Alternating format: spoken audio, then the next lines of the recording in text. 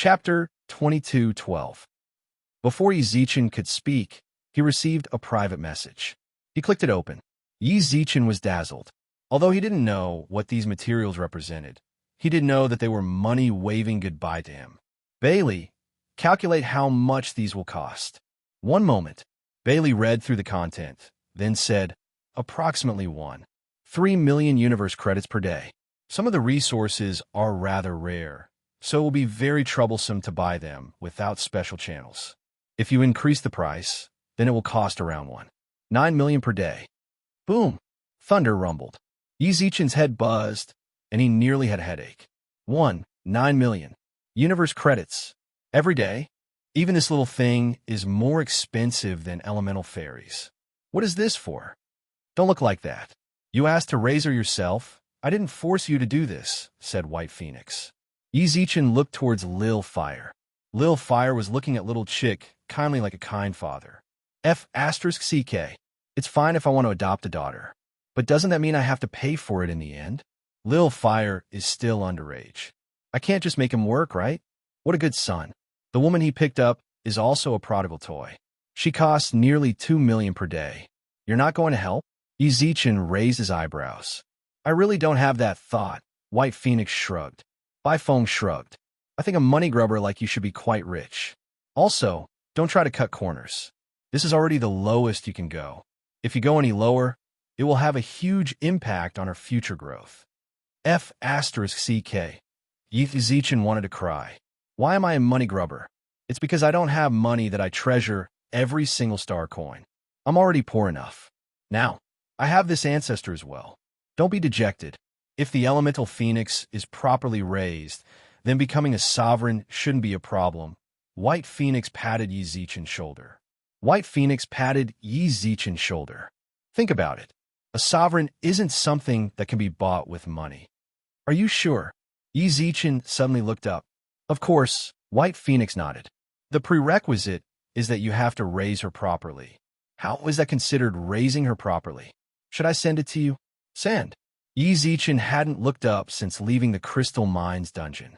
What elite training program. Nonsense. Little guy, I believe in you.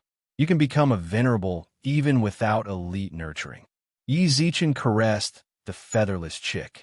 He was truly shocked by the resources that White Phoenix threw out, not to mention anything else. In any case, Yi Zichen was certain that non-peak level clans couldn't afford the White Phoenix's training methods. Bar's family might not even be able to afford it. Would you believe that he could eat an entire galaxy a day? The 4 crystal cores were placed back on the crystal mine, and a steady stream of fire element was catalyzed by the primordial elements. From now on, you will be her bodyguards. Bifeng frowned at the elemental general in front of her. We will come here often. If anything happens to this little guy, the few of you can just wait to die. Yes, yes, yes. The generals all bowed their heads in agreement. Little one, just be a good boy and stay here. Don't run around, okay? We'll come back to see you in the future, Bifeng said as she squatted down on the ground. The chick nodded, then stumbled over to Lil Fire's side and grabbed his pants. I'll come back too. Hearing that, the chick suddenly looked down. She seemed to understand that the person she liked was going to leave her as well. You guys, at that moment, Yi Zichen pointed at the generals.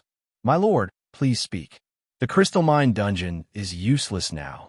Send people to tear it down and mine the crystals. Yi Zichen put his hands on his hips. Make sure they're all the same. I'll come back to get them next time. After he left, he had to start buying resources for Littlin. If he didn't earn some in the elemental lands, he felt like he wouldn't be able to handle it with just the equipment store. No. It wasn't just a little, he definitely wouldn't be able to handle it. Elemental spirits had to be provided for, and the chick's daily consumption wasn't low either. The feeling of being a senior, so difficult. Yes. We'll send people to mine right away, the general nodded. Don't slack off. My eyes are watching you all at all times. Yi Zichen pointed at his own eyes, then at the elemental generals. The elemental generals nodded fearfully. Yi Zichen, Bifeng, and company also left the elemental lands. Little Chick silently watched them leave. Until they disappeared, the worry and reluctance on her face suddenly vanished like smoke in thin air. Then, she stumbled in front of the elemental generals. She yelled out orders for a long time. Yet the elemental generals actually understood her words. They hurriedly placed her on their shoulders, and two of them fanned her from the side. Only then did the chick reveal a satisfied smile. We're finally out. Yizichin stood outside the elemental lands and stretched lazily as he looked at the familiar sky. It seems like there's no problem with the little fellow's food now. Bifone raised her eyebrows. Would you die if you didn't mention that? Yizichin felt a headache when he thought about the chick's food. Oh yeah, I wanted to ask you as well. Speak. Do you think the mind elemental crystal or should be sold in our universe or in this universe? I suggest we sell them in our universe first. Bifone thought about it for a while. Let's settle Lil Anne's needs first, then think about trading with the second universe. Oh yeah, since you brought it up, I'll tell you that the resources I mentioned don't have to be bought in the first universe. You can also buy them here if you can. I understand. I have other things to take care of. If I don't contact you, then don't contact me either. Bifone let out a deep sigh. All right. Yizichin had already felt that something was off about Bifone back in the elemental lands. Also, their conversation when he saw the elemental spirits was quite interesting. If you see me on the way, don't greet me either, got it? Bifone reminded him. Do I have to go that far? Yizichin frowned. It's good to be careful, Bifone smiled. I have to go do my own things, so I won't disturb you from helping the little fellow with her food. Hurry up, don't let her get hungry. I don't need you to remind me. Yizichin watched Bifone leave, then opened up his friend's list. Still Keck. Instance Dungeon Start. Chapter 2213. Ding Dash. Respected Universe Gold Card User 1. 7 million Universe dollars have been deposited into your account. Please take note. Yizichin sat on the floor as he looked at the email in the virtual network. His eyes were filled with exhaustion. At the bottom of this email were all deductions. Right now, he only had so little savings. Ding Dash, respected Universe Gold Card User 1. 7 million Universe dollars have been transferred from your account. When Yizichin saw another email from the Virtual World Corporation, he suddenly laughed. Then, as he laughed, he felt like crying. The money was not his to use. It was Bailey who used it for shopping in the virtual network. Great deity, are you in need of money? Actually, we can lend you some. Meng Luo squatted on the ground and tilted her head as she looked at Yizichin, who wanted to cry. Hey, don't we? I'm not lending it to you. Hua Jinro said. I can borrow it, Bai Sei said softly. Wah, little white, you traitor. Forget about Meng Luo, you're the same. Hua Jinro shouted loudly. Today, it was her turn to lead them into the instance dungeon. The few of them had just come out of the instance dungeon. That one, 7 million, was the reward. Unfortunately, Bai Sei pursed his lips in silence. Hua Jinro glanced at Yizichin, who was squatting on the ground. I say it's not that bad. Are you really that short of money? Okay. If you really need money, I can lend you some. Is 50 million enough? Hearing that, Yizichin looked up and smiled. He looked at Hua Jinro's extended hand and patted it lightly. I appreciate your kindness, but I can still hold on for now. Speaking of which, you're really strange. Hua Jinro also squatted on the ground and shrugged. Ever since the Virtual World Corporation revealed the truth, very few people have taken the initiative to fight monsters. Even if we go, we'll be fully prepared. But you're really not afraid of death at all, and you're even leading a group of people to fight a dungeon like crazy. Do you think I want to? Yizichin shrugged. Why are you so short of money? Hua Jinro frowned. I'm not purposely checking on you, but your equipment shop makes about 5 million in profit every day. You also make 2 million when you bring people to instance dungeons. How is that not enough? What are you doing? Are you raising elemental spirits? When Bai Sei heard that, his expression froze. He snuck a peek at Yizichin's expression, only to discover that he was smiling wryly. It would be great if it was an elemental spirit. Compared to raising chicks, Yizichin wanted to raise elemental fairies more. The last time he looked at the little chick, it had grown quite a bit. About the size of a hen. There were still no feathers on it, and it was still bald. Sister Ro, our people are in conflict with the natives, the flame rat suddenly shouted. F***CK. Natives again? Hua Jinro slapped her thigh and stood up angrily. What's the reason this time? Our people were fighting the monsters normally, but the natives attacked us maliciously. They injured our people and stole our materials, the flame rat said. These natives are going overboard. Hua Jinro frowned. What else can we do? Let everyone come back. Bai Sei sighed. The difference in power between us and the natives here is too great. Their levels are already higher than ours. Right now, they're also cultivating and fighting monsters. We won't be able to catch up to them in a short period of time. I really don't know what they're so arrogant about. Hua Jinro shouted angrily. If you're so capable, go to our place. I'll beat him to death. All right, Bai Sei comforted Hua Jinro. Do you need fighters? Yi Zichen, who was squatting on the ground, suddenly smiled. You guys know, right? Han Qing is of the star level. Now that she's working under me, taking care of the natives is a piece of cake. All of a sudden, Hua Jinro's eyes lit up. Yeah, brat, you're a lord now. I nearly forgot. Hua Jinro patted Yi Zichen's shoulder and laughed. Why didn't you say so earlier? I'll use it. Say it. How much is it? Why are we talking about money between us? Yi Zichen chuckled.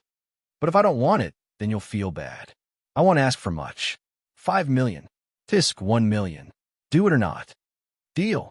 Yi Zichen did not hesitate at all. Hua Jinro felt like she was losing out on such a direct reply.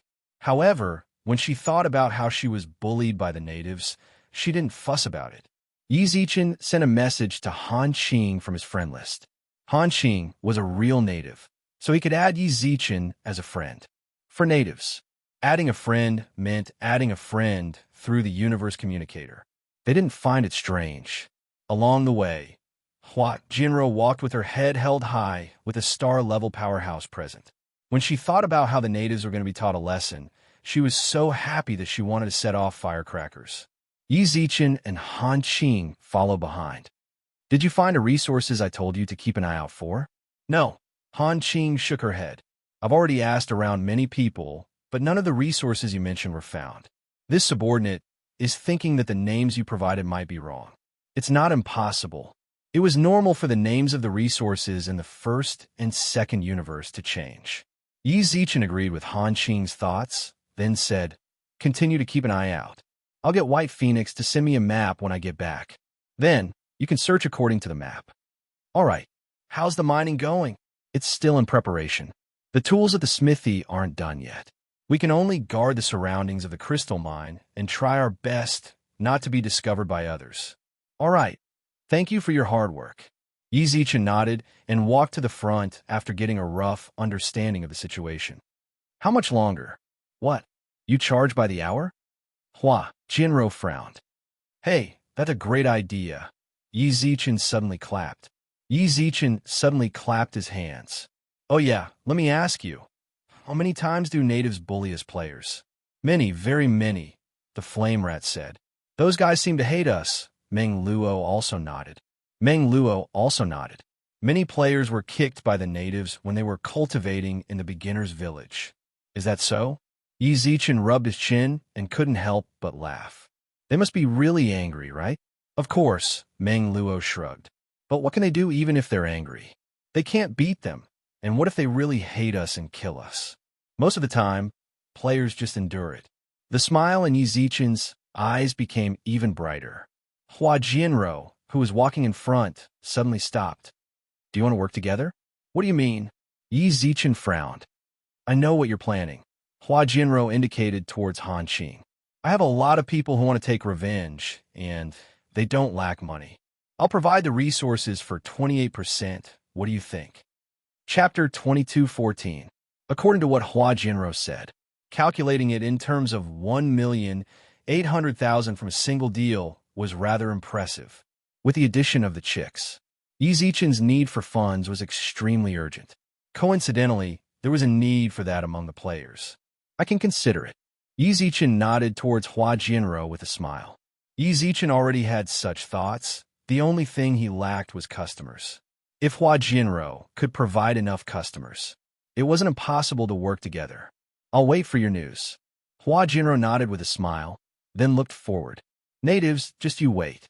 It had already become normal for the natives to bully the humans of the first universe. It was unknown when it started. It might have been when the Milky Way system was renamed to the Milky Way system.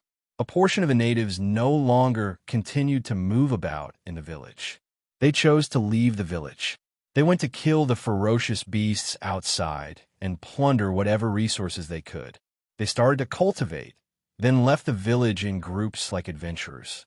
Heads of the natives started to appear in the village. They formed new factions. They no longer guided the players. The players, who were once hailed as the people of the gods, became the people that the natives hated the most.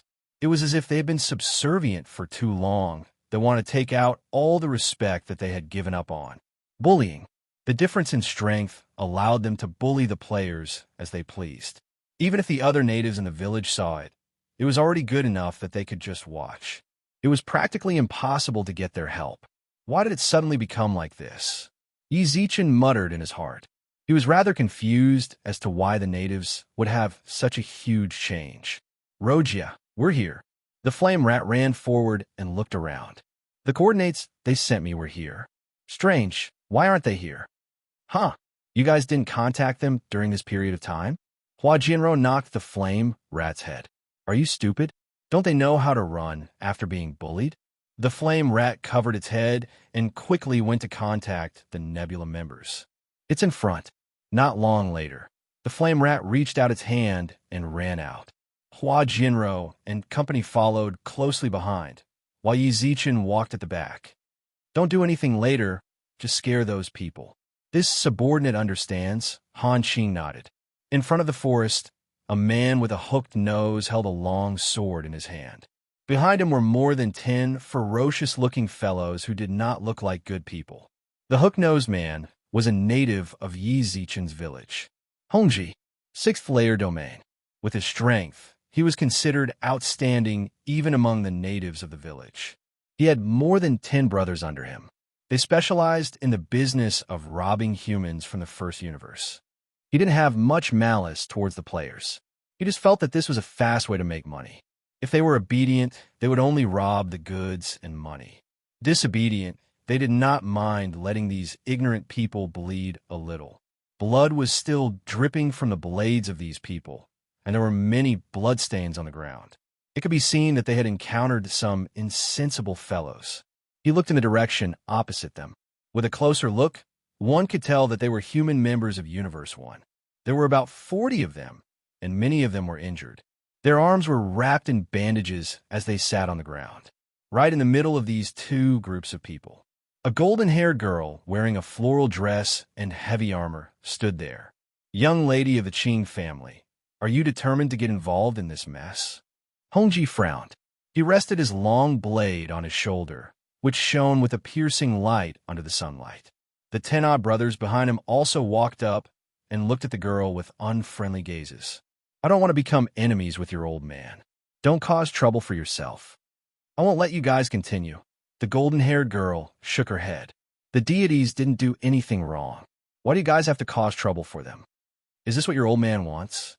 The Qing family wants to be the dogs of the deities? Hongji frowned. Be more respectful. The golden-haired girl shouted angrily. Ha! Since you don't want to be a dog, then why are you so concerned? You still want to be one. Hongji shrugged. Fine. Since you want to be a dog, then pay for your master. I don't want much, just 100,000 per person. There are 40 people here, so that's 4 million. As long as you give it to me, then I'll let them go. You. The golden-haired girl frowned. What? The Qing family can't even take out 4 million. Hongji smiled in disdain. Fine, I'll give it to you. The golden-haired girl gritted her teeth and took out 4 million star coins. This is the 4 million you asked for. Hongji took the money with a smile and weighed it in his hand. After confirming that it was indeed 4 million star coins, he nodded in satisfaction. The Qing family is indeed rich. They took out 4 million just like that without batting an eyelid. What do you want to do? Are you going back on your word? The girl frowned. Of course not. I'm a man of my word. They can go now. The golden-haired girl ran to the side of the Star Cloud members. Hurry up and go. Miss, thank you so much. The Star Cloud members nodded vigorously their eyes filled with gratitude. Just as they walked away, Hongji's subordinates suddenly caught them all again. "What are you doing?"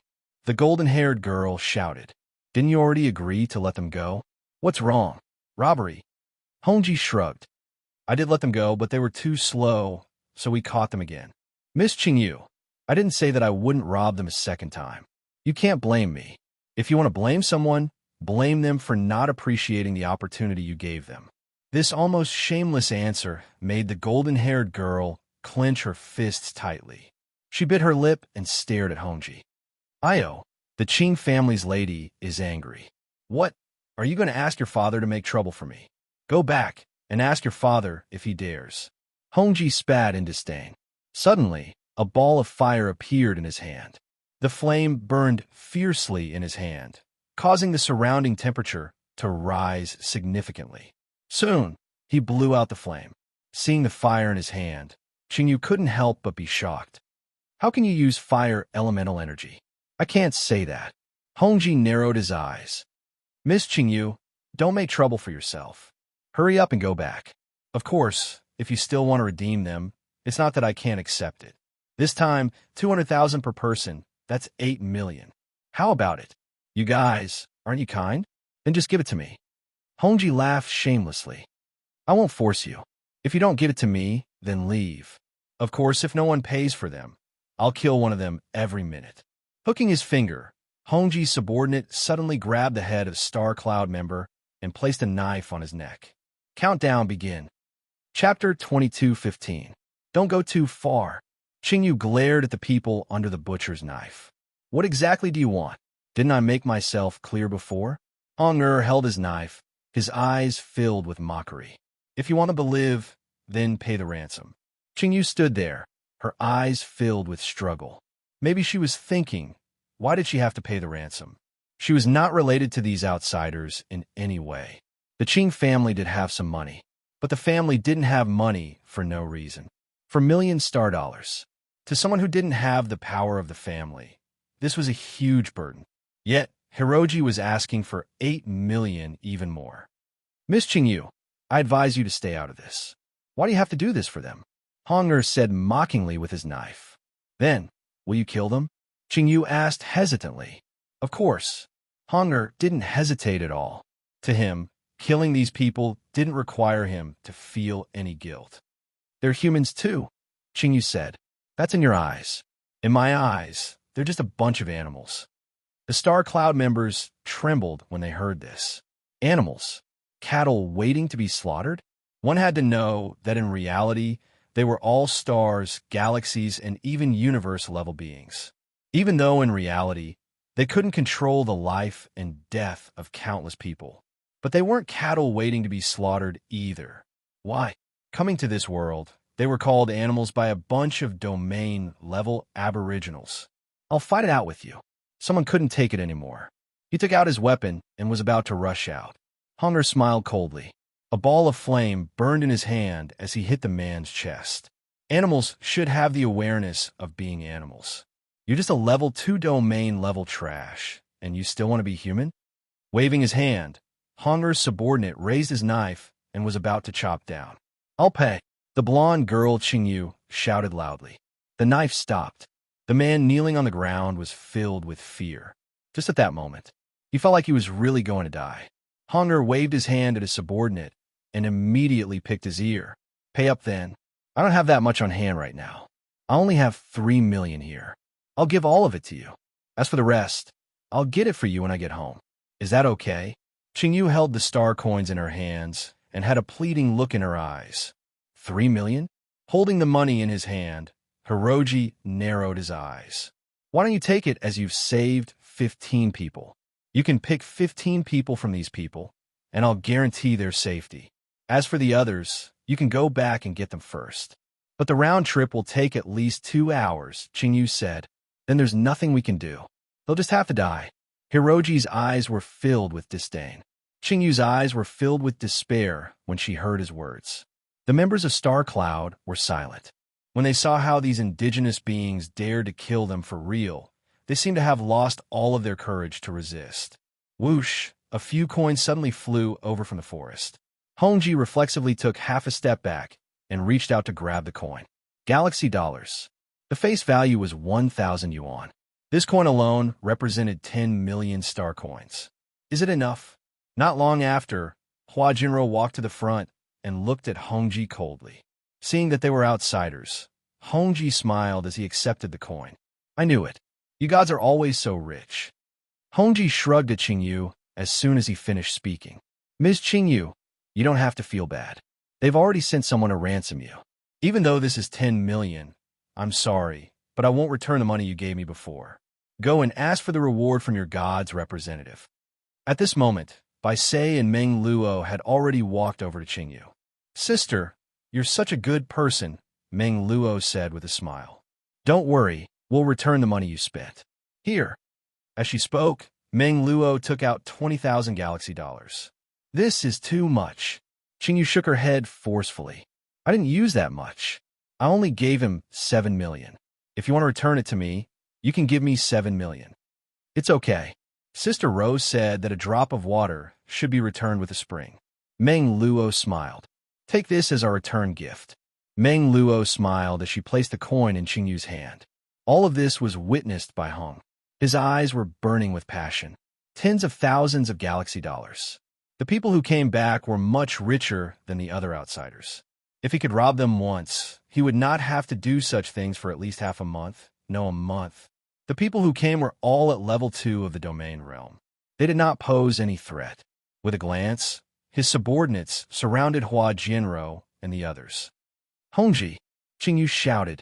Whoa, you dare to call my name when you see your master? Hongji tilted his head. Is this what they mean by a dog relying on its master's power? Watch your mouth. Hua Jinro narrowed her eyes and looked at Hongji's subordinates. What do you mean? Didn't I give you the ransom? Are you going to rob us again? It's good to deal with smart people. Hongji nodded. That's right. I'm going to rob you a third time. Hiroji, don't be too greedy. Qingyu glared at him. You will suffer retribution for doing this. If Her Majesty knows that you are bullying the deities like this, she will not let you off. Let her come. Hongji shrugged nonchalantly. I heard that God has 2 beauties. I really want to see him and feast my eyes. Pa. She slapped him across the face from a distance. Hongji, who had just been slapped, widened his eyes. Who is it? If you dare to spout nonsense again, you will lose your life. Do you believe me? Yi Zichen slowly walked out of the forest. He was talking to Han Qing about some things, so he was slower than Hua Jianro and company, and just happened to hear what Hong'er said. Who were the women on the altar? Bai Feng. Wenli. Bai Feng was his good friend. Wenli was Sha Ye's teacher. Fortunately, White Phoenix was not around this time. If she were here, Hong'er would have died many times over. It was you who hit me. What can I do about it? What do you want? Yi Zichen frowned and stared at Hong. You're seeking death. Suddenly, flames appeared in Hong'er's hands. Yi Zichen's pupils contracted when he saw that. Why do you know how to use fire? Die. Hong'er chucked the flames in his hands. Yi Zichen raised his arm to block them. Who taught you? Do you have something to do with that place as well? Die. Hong'er raged, then released flames once again. Boom! All of a sudden, Hong'er's surroundings were surrounded by flames. Do you think you're the only one who knows how to use fire? Chapter 22:16. The flames burned. Countless flames converged into a wall, surrounding Hong'er and his subordinates. Under this kind of fire, the fire in Hong'er's hands seemed insignificant. If Hong'er's fire was a cluster, then Yi Zichen's fire was a sea of fire. The scorching heat wave caused the surrounding jungle to gradually emit black smoke before it was ignited. Qingyu stared blankly at Yi Zichen, who stood in front of the flames. Fire. What huge fire. Didn't the clan elders say that one had to be at least at the universe level to use the elemental energy of heaven and earth? Why could Hong'er, who was at the domain level, do it? So could this deity in front of me. The steaming waves of heat surrounded Hiro's body. Yi Zichen looked at the flames around him. Hong'er reached out his hand, while Yi Zichen stood silently outside. Do you think you're the only one who knows how to use fire? Yi Zichen's eyes were filled with darkness. Scarface wasn't human, so Yi Zichen didn't care too much about living among humans. But now more natives unleashed their flames.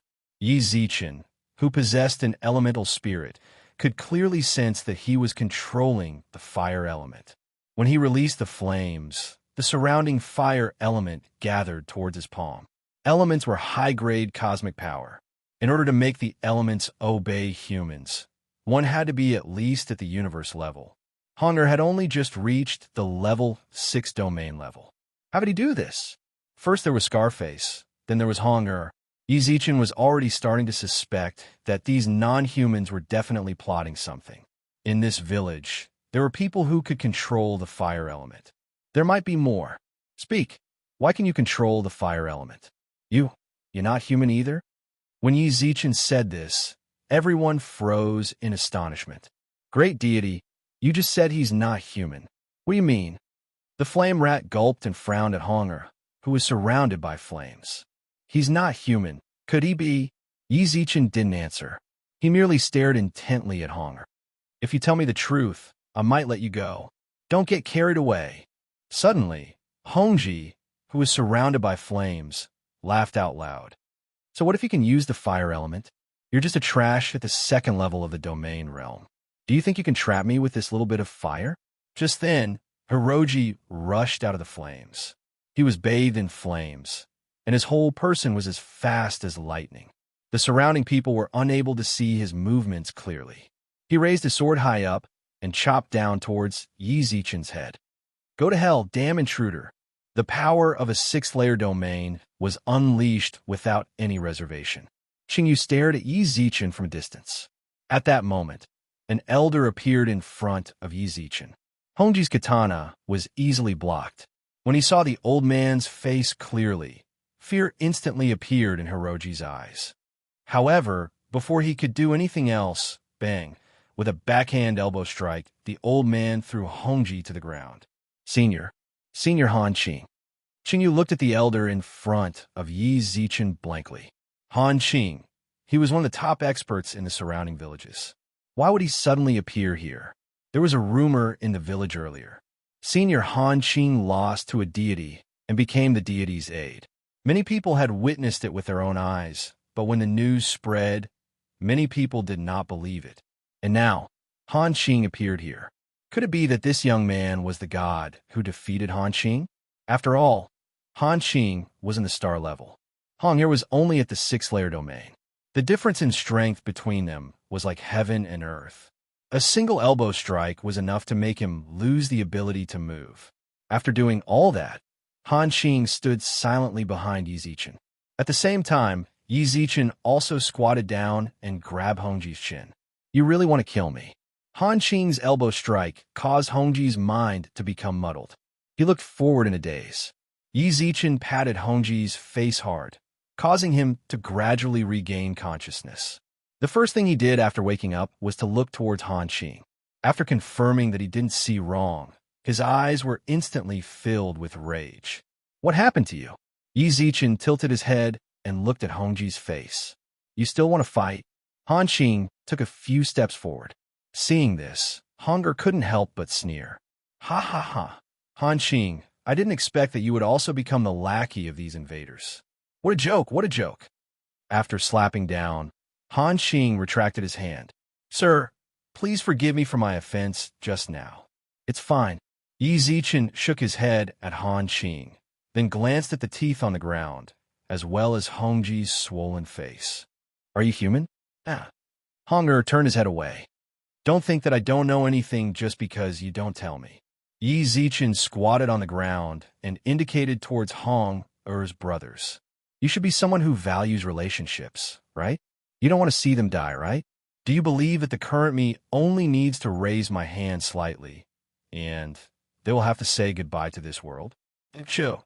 Yi Zichen placed the sword on Hongji's mouth. You should understand the law of the jungle. Just like how you bullied my people just now, I can also bully you without any scruples now. With that, Yi Zichen grabbed Hong'er by the neck. Tell me, why do you know how to use fire? The boss of the casino taught me. Hong'er hesitated for a moment. Hongji hesitated for a while before he said, he gave me a fruit, and after that, I was able to use the fire element. Fruit? Yi Zichen hadn't discovered any fruits on his way to the land of the elements. Why did he teach you? I saw him use fire to kill people last time, said Hong Er. He's going to teach you just because he saw it? Don't you think that's a bit ridiculous? Yi Zichen grinned. If it were me, I'd kill you too. That's the truth. If you don't believe me, you can go ask him. Well said. Yi Zichen knew very well that Scarface was already dead, so Hong Er's words couldn't be trusted. However, he didn't mention it. Then I'll go ask him. If he says something different, then you're dead for sure, said Hong Er. With that, Yi Zichen tossed Hong Er to the ground. I'll give you two choices now. If you want to live, then hand over all the money you have on you. Leave nothing behind. There is another way, and that is death. Choose for yourself. Yi Zichen stood up with a chuckle, then looked at Hong Er. Don't you find this familiar? That's right. I learned it from you. Chapter 22:17. A charred forest. Countless trees have been burned into charcoal, standing tall in this world. A breeze blew past. Some charred sawdust would fall from the sky. Naked, Meng Luo giggled as she pointed in front of her. The flame rat covered her eyes. Are you an idiot? Bai Sei and Qingyu also covered their eyes and turned around to avoid looking at the situation in front of them. All of you, squat properly with your hands on your heads. Yi Zichen held his sword and looked at the guys squatting in a row. They were Hong Er and his subordinates. It was a robbery. They had to be thorough. At that moment, they did not have a single piece of clothing on them. They did not even have a piece of cloth to cover themselves up. Their clothes were all piled up a few meters away. The extreme shame caused them to be unable to raise their heads. Exciting. Yi Zichen squatted in front of Hong Er and looked at him with a mocking gaze. Trampling on their dignity was the purpose of this trip. Bullying. Humiliation. The humans of the first universe had been bullied by these natives for far too long. Yi Zichen did not feel like it was too much. At the very least, their heads were still on their own necks. What's more, this was actually Hua Jinro's request. Come look at the camera. While the other girls covered their faces, Hua Jinro turned on the recording function and circled around Hong Er and company, filming them. Hong Er and his subordinates buried their heads even deeper. Come, I'll give you a close-up. Suddenly, Hua Jinro squatted down with a smile. Yi Zichen pulled her up. What? Is there something wrong with your brain? Yi Zichen rolled his eyes. You're such a nice girl. Why are you filming them for no reason? Are you going to get married in the future? Tisk. Hua Jinro twitched her mouth but did not insist. Yi Zichen turned off the recording function, then saw her walk in front of Hong Er. Don't mess with my people anymore. When you see her nebula, just walk around. Understand? Hong Er looked down without saying anything. Hua Jinro kicked him as if she was venting her anger. F***CK off. The group of men quickly ran off with their naked butts. Naked, Meng Luo giggled and muttered. I told you not to look, the flame rat shouted. The Star Cloud members cheered. This time, it could be said that they had found out all the grievances they had suffered before. What are you shouting for? If you really don't want to be bullied, then go and strengthen yourself. Hua Jinro poured cold water on them. You are all experts in the real world. Are you really willing to be bullied by these aborigines? During this time, Yi Zichen walked up to Han Qing's side. My lord, do you want me to follow them? Before Yi Zichen could speak, Han Qing already guessed his intentions. He clearly heard the conversation between Yi Zichen and Hong Er. That's right. Go follow Hong Er and see what he did after that. Yi Zichen nodded. Do we need to capture the casino owner? Han Qing asked. No need. He's already dead. Yi Zichen frowned. I didn't mention it because I didn't want Hong Er to know. What you need to pay attention to is whether he goes to the casino after he returns.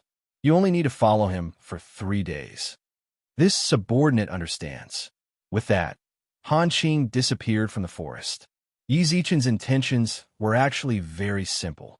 He wanted to confirm whether Hong Er had any direct contact with the casino owner, or were there other people among them? Actually, Yi Zichen shouldn't care about these things. The reason why he cared so much was because of a message that White Phoenix had sent him a few days ago. The elemental commander did not truly die. That guy was more cunning than he had imagined. The elemental commander that he killed that day was not his complete form. The elemental commander had to die.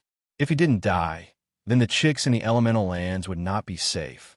As for the people in the novice village who could use fire, Yi Zichen felt like this was a clue and a breakthrough. I'll send you the payment later.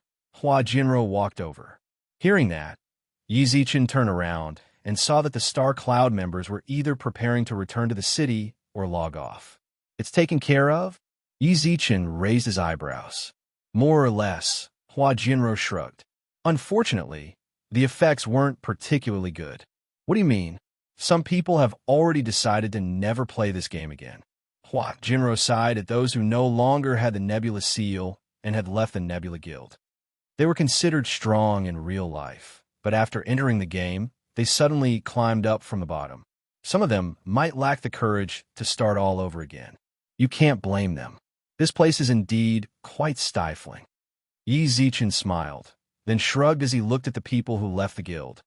More importantly, it might be the psychological gap. If everyone started from the same level, they would definitely be able to persist. But the problem now is that the Aborigines are much stronger than us. It said that there are many resources here, but not many people have seen them. You saw it. Hua Jinro smiled. Yeah, that's why I like it here. Yi Zichen didn't hide it. For people like you, this is really a paradise. There was envy in Hua Jinro's eyes.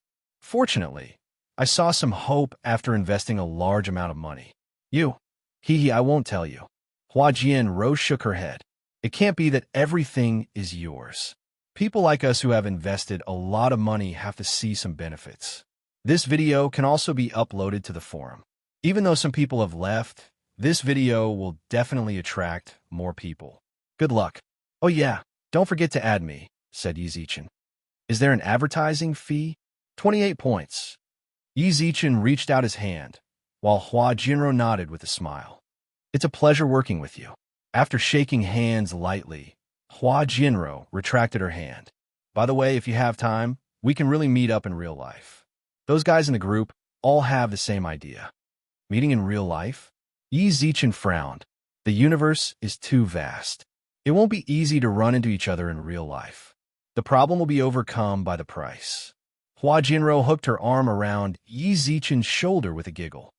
We also want to see what the mighty future god of the second universe looks like in reality. Especially when it came to rouge and makeup, she was the one who complained the most. I suspect she is a prostitute. You'd better be careful with her. Prostitute? Yi Zichen twitched his mouth. Don't tell anyone. She's the only one in the group that doesn't know about this. Hua Jinro raised her eyebrows. Think about the gathering. If you think it through, then I'll send a warship to pick you guys up. Chapter 22:18. The Battleship. It felt very high class. Yi Zichen couldn't help but shake his head with a smile as he watched Hua Jinro walk away. How could he go? His strength was completely established in the second universe. He didn't have enough power to protect himself in the first universe. In comparison to the second universe, the first universe was more dangerous for Yi Zichen. He had to be cautious and cautious to the extreme. At the very least, he had to become a universe level or become the highness of a certain faction. Only then would he truly have the possibility to travel the universe. Sorry, the gathering might have to wait for a while. Yi Zichen squinted his eyes, then put his sword behind his back and walked towards the group. The golden-haired girl stood in the middle of the group. Meng Luo and the flame rat chatted with her. At that very moment, Hua Jinro rushed up and grabbed Qingyu's hands, while her eyes were filled with admiration and gratitude. Goddess, you must be the goddess, right? Qingyu was quite frightened.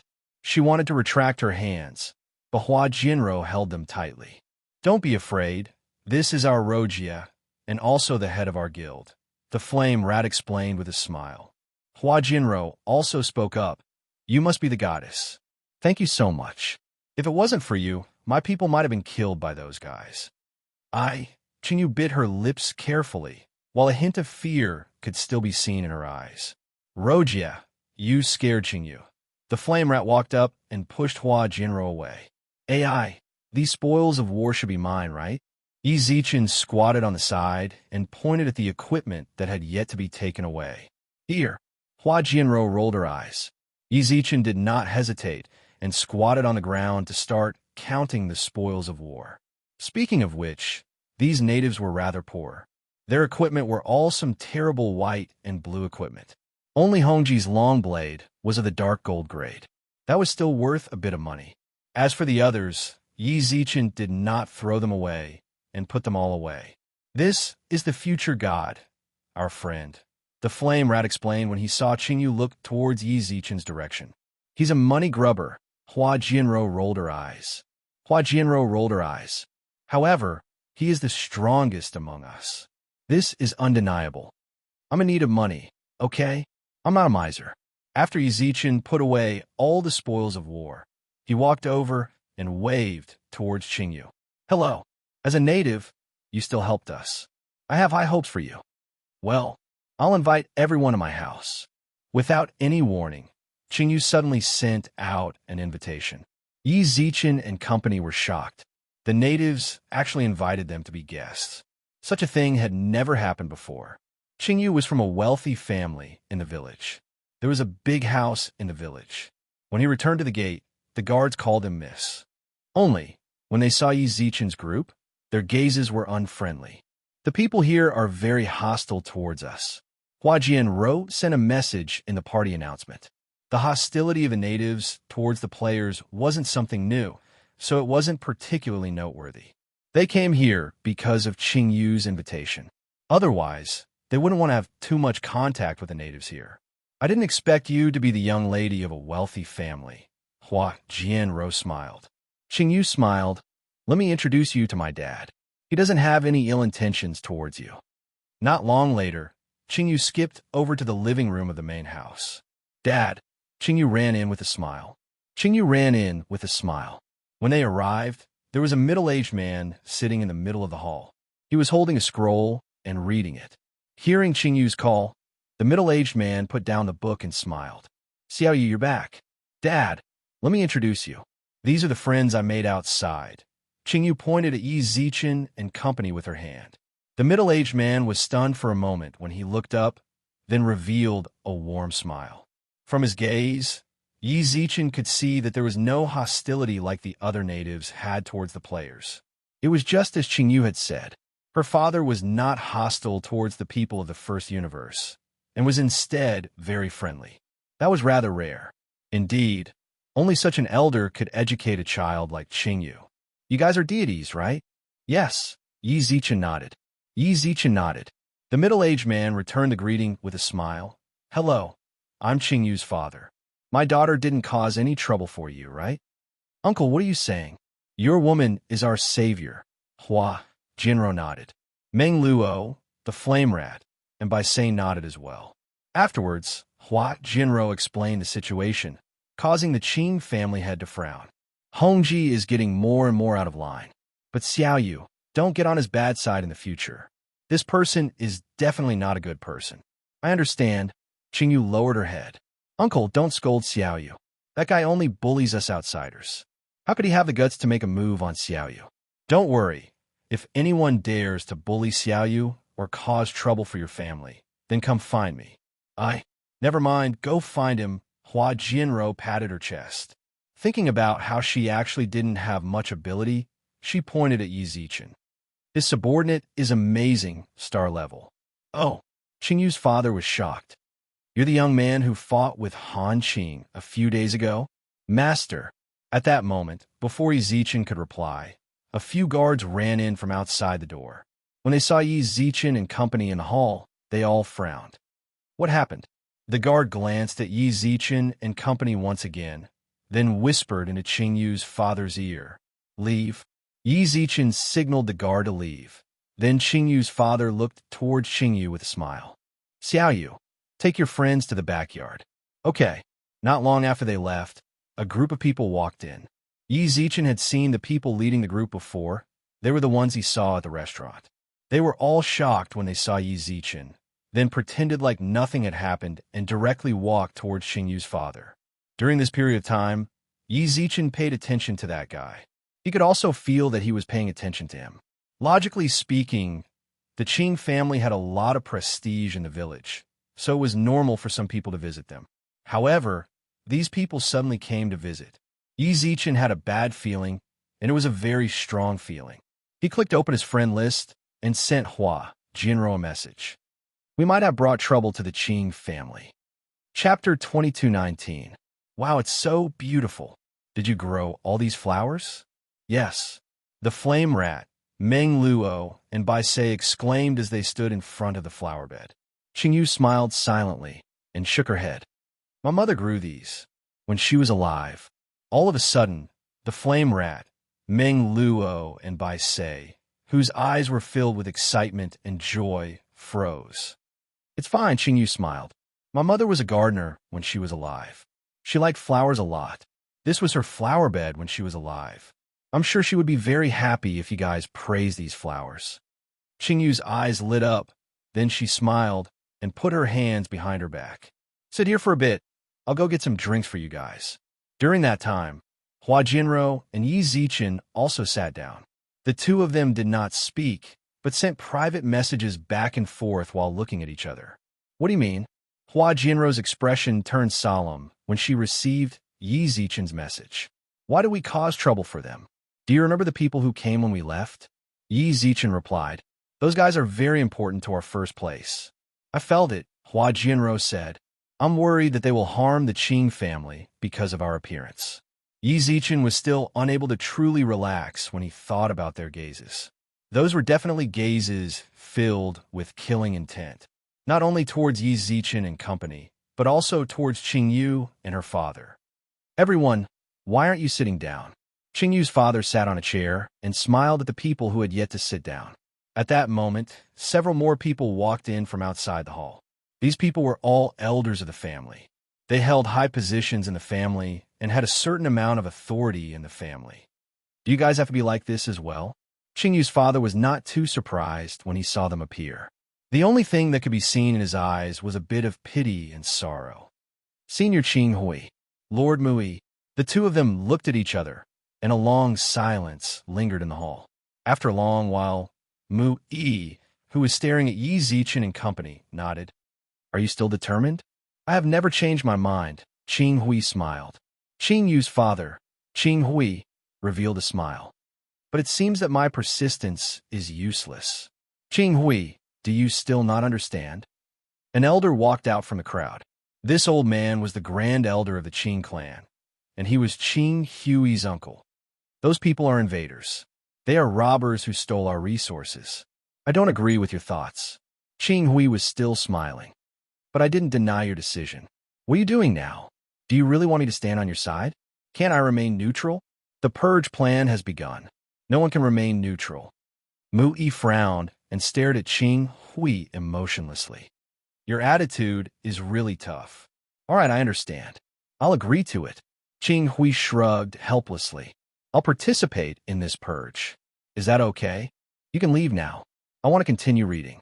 Hearing this, the great elder smiled and let out a long sigh of relief. Sire Mu Yi, that's enough. Qing Hui has already agreed. Please reply to the village chief. Since you've agreed, Senior Qing Hui, please deal with the intruders in your residence. Mu Yi said before the grand elder could finish speaking. They are my daughter's friends. Qing Hui's expression suddenly darkened. They are invaders. Mu Yi frowned. The atmosphere in the hall grew colder and colder. Qing Hui and Mu Yi looked at each other. At the same time, Mu Yi's subordinates also drew their weapons. The few elders of the Qing clan revealed shocked expressions, and the grand elder even tried to console him. Sire Mu Yi, calm down. There's no need for things to go this far, right? Mu Yi scoffed. I received news that your clan's daughter paid a few million to redeem the invaders not long ago. He was very curious as to why the Qing clan was so friendly towards the invaders. If they were neutral, shouldn't they just sit back and do nothing? What? All the elders of the Qing clan were shocked. Qing Hui, is this true? Hong, or really is one of your people? Qing Hui narrowed his eyes. My daughter has her mother's personality. She's kind to begin with. No matter who it is, she'll maintain that kindness, not just towards those so-called invaders. I don't care. Mu Yi smiled. I just need you to prove to us your sincerity. Is your so-called sincerity just to kill them? Qing Hui was furious. It's Qing Yu again, the great elder suddenly shouted. The great elders suddenly shouted, "I've said it before, our Qing clan will be destroyed by her. She is inauspicious." "Shut up. Actually, you're the first friends I've made." Qing Yu sat on a chair and looked at the flowers and plants in front of her. "No one in the village likes me. They think I'm inauspicious." "Inauspicious?" The flame rat frowned. "My mother died when I was born." Qing Yu smiled wryly. Qing Yu smiled bitterly. "At that time, my family said that when I was born, a divine stone fell from the sky and destroyed our family's shop. From then on, our family's business plummeted. They all said that I was a jinx." "What kind of superstition is that?" The flame rat twitched his mouth. "Anyways, everyone in the village said that I'm an inauspicious star. No one likes me. Also, as you can see, my hair color wasn't golden at first." Qing Yu touched her hair. Qing Yu touched her own hair. "Originally, my hair was red at the beginning. Red is the symbol of calamity. And my eyes, you guys see, Qing Yu's pupils were indeed glowing red, but that was very normal for Yi Zichen and the others. There were people with all sorts of hair colors in the universe and all sorts of eyes. They couldn't say that she was a symbol of disaster just because of that. That was a symbol of ignorance. You guys are so weird. In my hometown, there are a lot of people who dye their hair red." Yi Zichen smiled. "A lot of people like this hair color. Is that so?" Qing Yu raised her eyebrows. "Yeah, and your red pupils. We have a type of contact lens there. It's also red, and there are a lot of people who buy it." Yi Zichen shrugged. "Your place is really special." Qing Yu smiled. "I believe your world must be very interesting. Unlike here, where people can't see any hope." Chapter 22:20. No hope at all. The people in front of the table all paused, while Yi Zichen also looked at Qing Yu in surprise. "Where did this sentence come from?" "Qing Yu, what do you mean?" Meng Luo blinked. "Do you think this place is too boring?" "In fact, your world and our world," Meng Luo, I say, suddenly grabbed her. The fusion of the universes was something that the Virtual World Corporation had no choice but to announce. Just because they knew about this doesn't mean that they can let the people of Universe 2 know about it. Meng Luo frowned and lowered her head. She also felt that she had been too impulsive just now. She had almost told them about the universe fusion. "Qing Yu, don't think too much." Hua Jinro smiled and held her hand, her eyes filled with warmth. "In this world, everyone is forging ahead. You're not the only one. All of us are. Are all of you slaves?" Suddenly, Qing Yu said something shocking. The flame rat, Bai Sei, Meng Luo, Hua Jinro, and Yi Zichen all stared at Qing Yu's face and saw the helplessness and sadness in her eyes. "Do you know this village? Slaves? Is someone enslaving you?" The flame rat frowned. "I don't know, but father said so." Qing Yu looked at the sky. "Father told me that this village is no longer the village it used to be.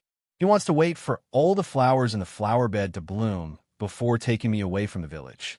"Why do we have to wait for all the flowers to bloom?" "Stop talking." Hua Jinro kicked the flame rat hard. "Why wait for it to bloom?" Of course it was because of Qing Yu's mother. Perhaps Qing Yu's father wanted to witness all the flowers in the flower bed bloom, and could also be considered as a witness for his wife. Or perhaps he wanted to leave behind one last memory. These were the matters of Qing Yu's family. Why was an outsider asking about it? "Qing Yu, do you know anything else?" Yi Zichen frowned. "If I remember correctly, you revealed a very surprised expression when I used flames at the start." "Yes. Do the slaves you mentioned have anything to do with this fire?" Bai Sei and the others looked at Yi Zichen. They didn't know why Yi Zichen had connected the dots. Qing Yu frowned lightly as well, and he nodded lightly after hesitating for a short while. "Yes. Can you tell me?" Yi Zichen's tone was rather urgent. "Sure." Qing Yu nodded. "Some time ago, I secretly went to the clan's meeting. The family meeting was a meeting between the patriarch and the elders. Even though Qing Yu was the daughter of the first wife, she didn't have the qualifications to participate. She was very curious about the contents of the meeting, because every time the meeting ended, her father would always have a worried expression. She did not ask, nor did she say anything. After that, she secretly listened to the contents of the meeting. It was also on that occasion she heard about the people of God. The purge plan was mentioned. She was surprised at the time. Why? She really didn't understand. Why did the villagers have to become enemies with outsiders? There was one time. She secretly went to eavesdrop on the family's meeting. The elders in the clan said that the outsiders had invaded the resources that belonged to them. The outsiders were raiders, someone who wanted to devour everything they had. But weren't these people still God's citizens not long ago? They were God's people. Why did he suddenly become an intruder? Those God's citizens were clearly very friendly. At least the ones she interacted with were very kind people. Purge! The flame rat opened its eyes wide. Just what is purge? Kill you all. Chinyu bit her lips. Chinyu bit her lips and said, the purge plan is to kill all the gods in the village and outside the village at a specific time. I don't know why we're going to kill them all. Kill us all. Hua Jianro clenched her fist. Meng Luo covered her mouth in shock, while Bai Se and Yi Zichen frowned darkly. My father refused. Qingyu quickly explained. My father doesn't support this, and he also voted against the wishes of the other elders in the meeting. Then what does this have to do with fire? Yi Zichen asked. When I was eavesdropping, the elders in the clan mentioned Lord Fire. Qingyu bit her lips. Qingyu bit her lips. This Lord Hua seems to be a very powerful martial artist. Everyone in the village has submitted to him, and so has our Qing clan. We are like his slaves. We must do whatever he wants us to do. Lord Fire. Yi Zichen frowned deeply. Qingyu spoke up again. Those trusted subordinates of Lord Fire can use flames. Mu Yi, who just came, can use flames. Everyone in the clan is afraid of him. I hate him a lot, because he looks at me very strangely. The clan even said that they want me to marry him when I grow up. Why? The flame rat suddenly jumped up. Calm down, Hua Jinro frowned. However, Yi Zichen knitted his eyebrows tightly. That Mu you're talking about, is he the guy with the buzz cut and missing a finger who walked at the very front just now? That's him. Qingyu nodded. Crap. All of a sudden, Yi Zichen stood up from the chair. What happened? Hua Jianro and company also stood up. Yi Zichen did not explain to them, and quickly clicked open his friend's list. Han Qing, where are you? Following Honger. Where did he go? Who did he come into contact with? He didn't go anywhere. He just sat at home the entire time. However, a person wearing a conical hat went to his house, then left very quickly.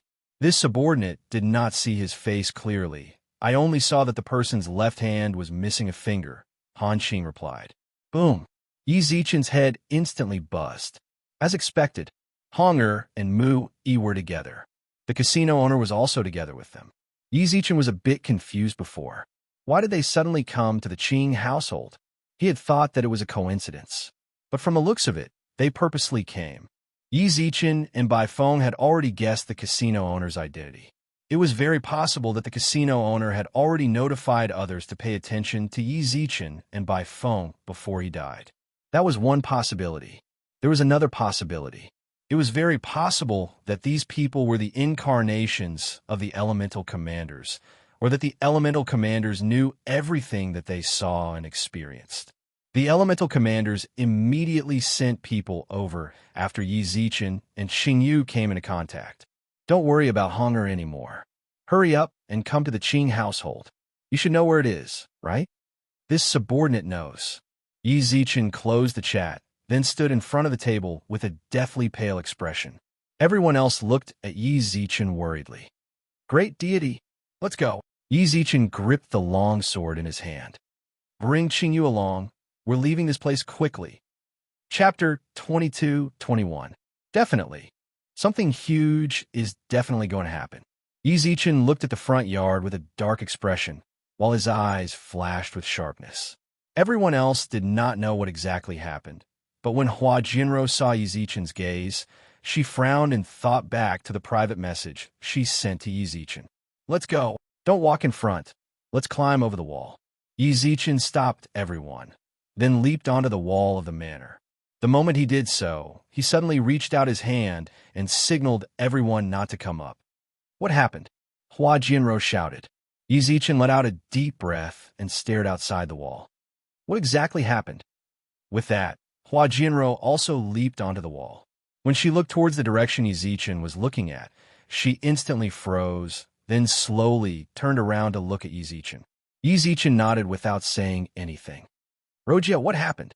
The flame rat grabbed Qingyu's arm, while Meng Luo and Bai Sei also looked at the two people on the wall in confusion. Little rat, you decide. Hua Jinro let out a deep breath, then looked into the flame rat's eyes. Log off or continue? Hua Jinro clenched her fist and looked forward. If we log off, we might all survive, but Qingyu and the Qing family will most likely be wiped out. If we don't log off, Qingyu might survive or die, and we might die as well. Decide. W die. The flame rat gulped and subconsciously looked at Qingyu's face. See, can I go up and take a look? Hearing that, Hua Jinro looked towards Yi Zichen.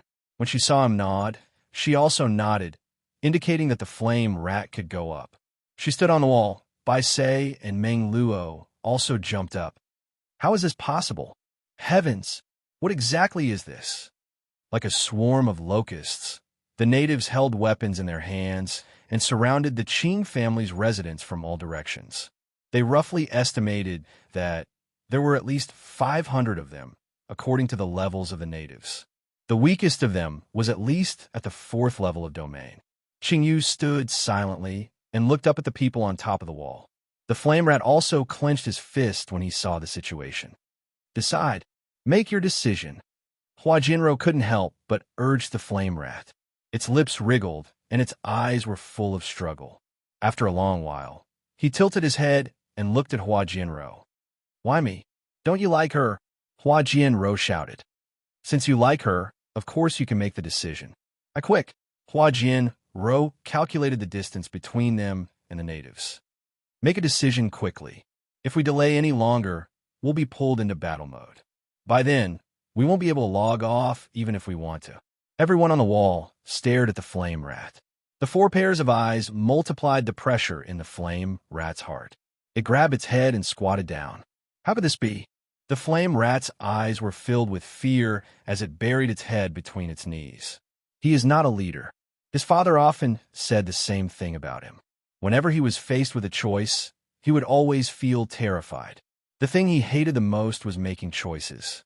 So, among Bai Sei, Meng Luo, and Hua Jinro, only the flame rat was a man.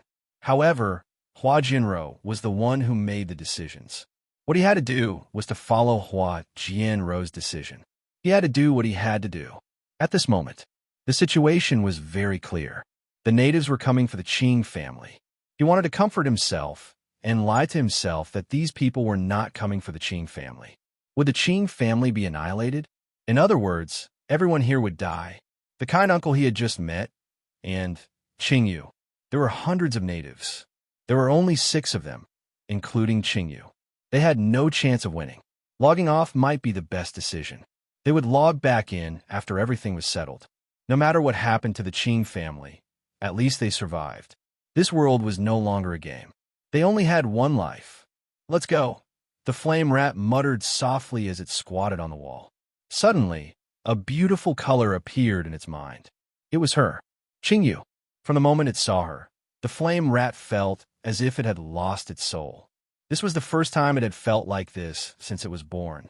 When he saw Qingyu say that she was treated as a jinx by her clansmen and the villagers, the sadness in her eyes caused his heart to ache. When the great god mentioned cosmetic lenses and hair dyeing, Qingyu revealed a look of longing and anticipation. He wanted to accompany her to witness everything. Actually, he didn't know whether he liked her or not, but he wanted to stay with Qingyu. He wanted to see her smile, watching her smile, happy to live. If she died, a scene appeared in the flame rat's mind. It was the ruins of the Qing family after they were annihilated. They successfully went offline to avoid the disaster. When they logged back in, they once again returned to the ruins. In the ruins, they saw Qingyu. She fell in front of the flower bed with a flower petal in her hand. Her clear eyes gazed at the destroyed flower bed. No, no, no, the flame rat shouted. Hua Jinro and company all looked towards him. Follow your heart. Suddenly, Yi Zichen's voice sounded out beside the flame rat's ear. Make the decision you want to make. Don't let yourself regret it. Think and do whatever you want. Our lives are too long. Great God, Rojia, Meng Luo by Jia. The flame rat looked up at the wall. His eyes shone brightly, but they all smiled at him. You guys, what us? I was the one who helped you fight back when you were young. Hua Jianro smiled. Having a little brother like you really makes me worry. We're good friends, Meng Luo giggled. If I'm not here, you guys will probably mess around again. Bai Sei let out a long sigh. Their intentions were very clear. They would advance and retreat with the flame rat. That was what they would do in reality, and it would be the same in the second world. You guys, little rat, if we abandon you and run, do you think our dad will let us go? Hua Jianro shrugged. Our seniors are comrades who have gone through life and death together. They have experienced much more dangers and difficulties than us in their adventures in the universe. Have they ever given up on each other? My dad always says that if it wasn't for your father, who knows how many times he would have died. Every time I help you fight, he would praise me very happily. Rojia. Hot tears flowed down from the flame rat's eyes. Yi Zichen reached out his hand with a smile. I don't have such a deep friendship like you guys, but I love money. A million. I'll take you guys out. Chapter 22:22. The flame rat looked at the people in front of him silently. Yi Zichen let out a deep breath. He slowly stood up from the wall. He looked at the natives that were getting closer and closer to the Qing family manor. He looked at Qingyu, who had a confused look in her eyes. I've decided.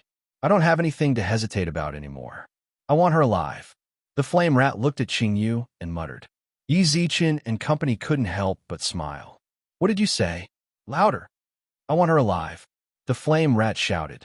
Hua Jianro covered her ears with a frown, while Yi Zichen kicked him down. Then go to her side and protect her.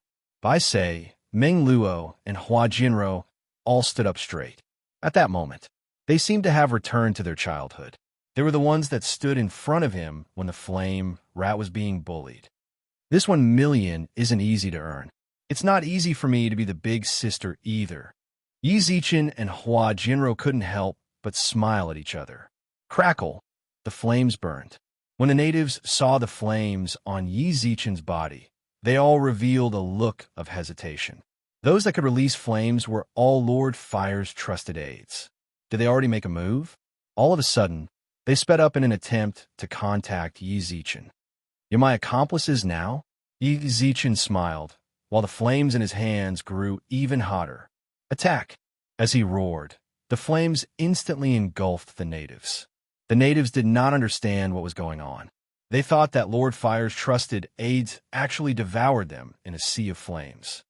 Senior Qing Hui. He stood in the hall and rubbed the back of his sword. The silver longsword was polished until it shone so brightly that even his face could be seen clearly on it.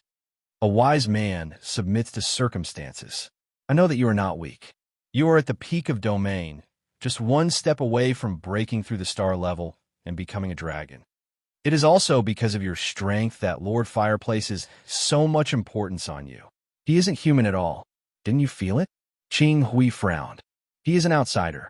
Compared to your so-called invaders, he is our true enemy. Senior Qing Hui, you misspoke. Mu Yi's eyes turned serious. You, Qing Hui sighed silently, but didn't say anything else. He could sense that these people were no longer rational. They had been brainwashed by the so-called Lord Fire. Indoctrinate. It no longer belonged to humans. I almost forgot. Senior, I have something to say here, Mu Yi said. What? Qing Hui frowned. Lord Hua has taken a liking to your daughter. He hopes that you can offer your daughter to him, said Mu Yi with a smile. Qing Hui was instantly enraged. What did you say? Don't get too excited. Of course we won't ask for it for free. Do you want to see your wife? Mu Yi smiled. Aya. Qing Hui froze. As long as you offer your daughter to Lord Fire, it's not impossible to resurrect your wife, Mu Yi said with a smile. In order to convince you, we've also brought our sincerity. With a light wave of his hand, Mu One's subordinate took out a porcelain bottle. This porcelain vase was surrounded by flame seals. When the vase appeared, Qing Hui shed tears for some reason. Looks like you felt it. Mu Yi smiled when he saw the tears in Qing Hui's eyes. Inside this porcelain vase is your wife's soul. Qing Hui's arms trembled when he heard this. The elders in the hall were also shocked. A soul. Could a person's soul be retrieved after death? They had never heard of this before. Just who was this Lord Hua? He was actually able to retrieve her soul. May I take a look? Qing Hui's eyes were empty. She slowly extended her hand, filled with longing. This was the result Mu Yi wanted to see. He nodded with a smile. Of course. He took a few steps forward, undid the seal, and uncorked the bottle. Wisps of unconscious soul lingered in the hall. When they all gathered, they became Qing Hui's deceased wife. The elders in the hall couldn't help but click their tongues. Qing Hui stared at the unconscious soul in front of her. Aya, Senior Qing Hui, do you believe me now? Mu Yi shrugged. As long as you give your daughter to Lord Fire, we can use this soul to resurrect your wife. You love your wife very much, right? She's a daughter. After she comes back to life, she can have another child. Am I right? This was Mu Yi's trump card. Qing Hui was famous for being infatuated with his wife in the village. He loved his wife to the extreme. With his identity and status, it was normal for him to find a few more wives after his wife's death. But he didn't. After his wife's death, he began to clear his mind and read a book every day. That book was his wife's favorite when she was alive. In Mu Yi's opinion, as long as he used this trump card, Qing Hui would definitely obey. You're right. Qing Hui looked up at the soul above her and slowly uttered a few words. That's right, Senior Qing Hui. That's what you should say. Mu Yi nodded in satisfaction and put the soul away. We'll take good care of it. We'll definitely resurrect your wife in less than 3 years. You want little you, right? Yes, that's right. Of course, you still need to submit to Lord Hua and help him expand his territory. Sure. Qing Hui's eyes were hollow, as if he was immersed in his thoughts of his wife. Mu Yi's smile widened. He had prepared a backup plan. If Qing Hui was stubborn, he would take Qing Yu back by force. He didn't expect it to be so easy. Then please invite Miss here, Senior Qing Hui. Kill those intruders while you're at it. Okay. Qing Hui nodded and looked at the porcelain bottle in Mu Yi's hand. Can I hold my wife again? Wait for your wife to come back to life. Okay. Mu Yi didn't want to give it to him, but he thought it would be easier to follow up, so he nodded and put the porcelain bottle in Qing Hui's hand. You have to be careful. If the porcelain bottle is damaged, your wife's soul will also be destroyed. My soul will be destroyed? Qing Hui's eyes were hollow as he nodded silently. Then, his eyes regained their sharpness, and he crushed the porcelain bottle. The broken pieces pierced Qing Hui's palm. Bright red blood trickled down his palm.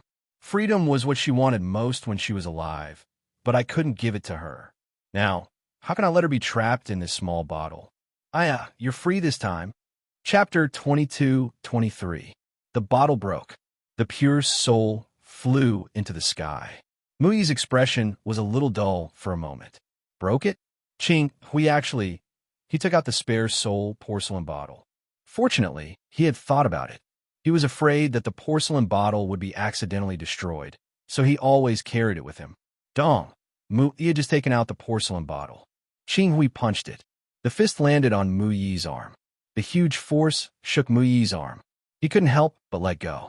The porcelain bottle slipped from his hand. Mu Yi's eyes widened, and he wanted to reach out to catch it, but it was blocked by Qing Hui. Crack! It broke again. This was the last vessel that could hold the soul. Qing Hui. Mu Yi grabbed Qing Hui's collar. Don't you want your wife to come back to life? No. Qing Hui pushed Mu Yi away, smiling wantonly. I'm really sorry to let your wishful thinking fail. Suddenly, a long sword appeared in Qing Hui's hand. Mu Yi subconsciously retreated, holding the long sword in a defensive posture. Unfortunately, Qing Hui didn't want to fight him. Instead, he wanted to use the long sword to completely break his wife's soul in the hall. Qing Hui, Aya, you're free. As he watched the soul disappear from his sight, a stream of tears uncontrollably slid down from his murky eyes. No one could understand it. How much heartache did each swing of the sword hurt him? Qing Hui, it seems that you're determined to go against us. Mu Yi finally understood that Qing Hui didn't want to team up with them from the beginning. He pretended to be very obedient. It was for the scene where the porcelain bottle was broken. In that case, I don't want to waste my breath on you. Do you think you can resist? Our people are all outside the Qing family's residence. Obey or die. Boom! Suddenly, there was a loud roar in the hall. Mu Yi frowned. Not long after, someone rushed in from outside the hall and whispered in Mu Yi's ear for a long time. Damn it! Catch her for me. With that, Mu Yi also ran out of the hall. The Qing clan wasn't important. The most important one was the Qing family's young miss, Qingyu. She was the person that Lord Hua specifically wanted. He absolutely could not let her escape. F***CK. There are too many people. With Yi Zichen in the lead, Hua Jinro and company were all trapped in a corner of the Qing Manor's backyard. In the end, it was still too late. Even though Yi Zichen's flames had caught the natives off guard, they still couldn't help it. But there was a difference in strength and numbers. Their plan to escape through the backyard was foiled. From a main entrance, Yi Zichen frowned, then continuously tried to contact Han Qing. Now, if they wanted to break out of the encirclement, it was no longer enough to rely on their strength. The main entrance? Shouldn't there be more people at the main entrance? Bai Sei, who was not a talkative person, frowned. We can't even get out from here. If we go to the main entrance, listen to the future. Hua Jianro opened her mouth and viciously chopped down on the head of a native in front of her. Fresh blood, mixed with brain matter, splashed onto Hua Jianro's face. Meng Luo and Bai Sei were stunned. Hua Jianro gulped. Murder. Actually, this was her first time. Let's go. Hua Jinro wiped the sticky substance off her face, then jumped towards the wall, while the others followed closely behind. Kill. Weapons clashed, and the sounds of fighting could be heard. When Yi Zichen and company arrived at the front yard, it had already turned into a smoky battlefield. The people of the Qing family, the natives brought by Mu Yi, the two groups of people fought together fearlessly. It's already started? Yi Zichen frowned, then signaled everyone to not go out. Qingyu, who was being dragged by the flame rat, looked at the scene in front of her with fear. Qinghui. Boom. Suddenly, two people flew out from the roof of the manor. One of them was bathed in flames, while the person opposite him was Qingyu's father, Qinghui. Dad! Qingyu shouted. Mu Yi and Qinghui, who stood on the roof, saw Yi Zichen and company squatting in the corner, as well as Qingyu, who was protected by them. Catch her! Mu Yi, who was bathed in flames, shouted. At the same time, he also dived down. Along the way, Qinghui made a move to stop him. At that moment, Qinghui looked towards Qingyu, his eyes filled with fatherly love. Then, he looked towards Yi Zichen. Their gazes met. Qinghui nodded towards Yi Zichen, who nodded back. Under Mu Yi's command, the aboriginals rushed towards Qingyu like madmen, ignoring the Qing clansmen along the way. Protect the young lady, the Qing clansmen shouted. Yi Zichen glared. Charge! Boom! Fire! Yi Zichen charged to the very front. Flames covered his body, and he threw them at the natives he saw. Then he unsheathed the sword on his back and slashed at the natives' necks. Blood splattered onto Yi Zichen's face. Meng Luo, Bai Sei, the flame rat, and Qingyu, who stood at the back, trembled in fear. They had never killed anyone before. Even if they had fought before, it was just fighting. It was completely different from killing. They had all been protected by their clansmen as they grew up. This was the first time. Die. As the eldest sister, Hua Jinro gripped her axe and charged at the front, opening a path for her younger siblings. She was also very afraid, but this was her responsibility. Rojia! Meng Luo suddenly shouted. Hua Jinro turned around and was slashed in the arm by the natives. Her left arm was directly chopped off. The axe in her hand also fell to the ground. F***CK. There were truly too many natives. The Qing clansmen were unable to hold them off. Even though they had been fighting for Qingyu, more and more natives appeared in front of Yi Zichen. As for themselves, Yi Zichen was the only one in the group who truly dared to kill. Hua Jinro gritted her teeth and fought for her younger siblings. The others could not be counted on at all. Now that Hua Jinro was heavily injured, Yi Zichen was the only one left. The situation was extremely dire. Since they could not break through, they could only retreat. The natives in the backyard also rushed in. Die! Yi Zichen clenched his teeth and charged at the very front with his sword. They had no way out. They could not log off even if they wanted to. Kill their way out. Or die. Fight! Fight! Just what are you guys doing?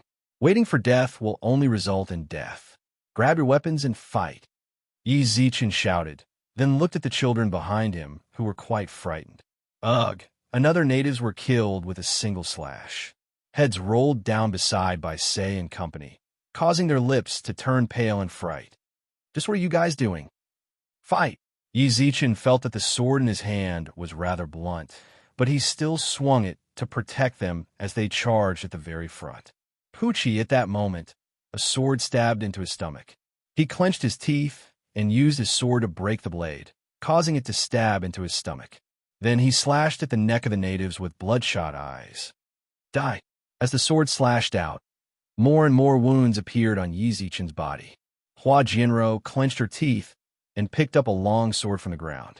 She ignored the condition of her left arm and had a menacing gaze. Die! Dong!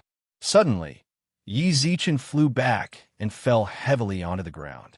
Several natives slashed towards him at the same time. He blocked with his sword and looked at Bai Sei and company with a tilt of his head. Fight! Hua Jianro was hit once again, causing her to kneel on the ground. Yi Zichen was held up by several natives, causing him to be unable to move. Bai Sei, little Lowly, and the flame rat watched on helplessly. Yi Zichen's trembling hands slowly stopped. He gripped the weapons in his hands. Poochie, several streaks of blood landed on their faces, especially Bai Sei. Especially the white, when the blood fell on her veil, it was so dazzling. Go to hell. Chapter 22-24. Go die. Heads fell to the ground. At the same time, Hua Jinro's flame rat also stabbed its weapon into the natives' chests. Blood splattered onto his face. In front of him, blood flowed down his forehead and blurred his vision. This was the smell of blood he disliked the most. But at that moment, he no longer had the right to hate it. Rojia! Meng Luo cried as she hugged Hua Jianro, who was covered in blood. Meanwhile, the flame rat shouted in front of them. Come! Come! Although his hands were trembling, he did not take a single step back. He knew that he couldn't retreat. He had Rojia, Meng Luo, the heavily injured future great god, and Qingyu, who he wanted to protect even if he had to die. However, he was a bit dazed. Not long ago, it wasn't like this. They were clearing a dungeon. With the future great god around, they didn't need to fight monsters. They went to take revenge for their brothers. He met a girl that moved his heart. They were invited here as guests. Why? All of a sudden, the world became like this. He slowly retreated. Meng Luo carried Hua Jianro to the corner of the wall. The flame rat held its blade horizontally. It stared at the natives in front of them. Baijia, look at Rojia. She's not moving. Is she going to die?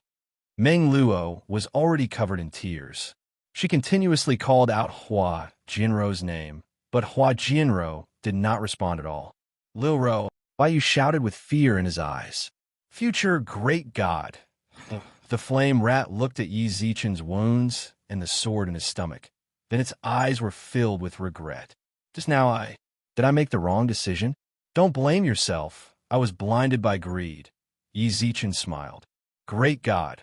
Hurry up and look at Rojia. Meng Luo's eyes were filled with tears. When she saw Yi Zichen's appearance, her face was filled with terror. Great God, I'm fine. Yi Zichen patted Meng Luo's head. These are just small wounds for me.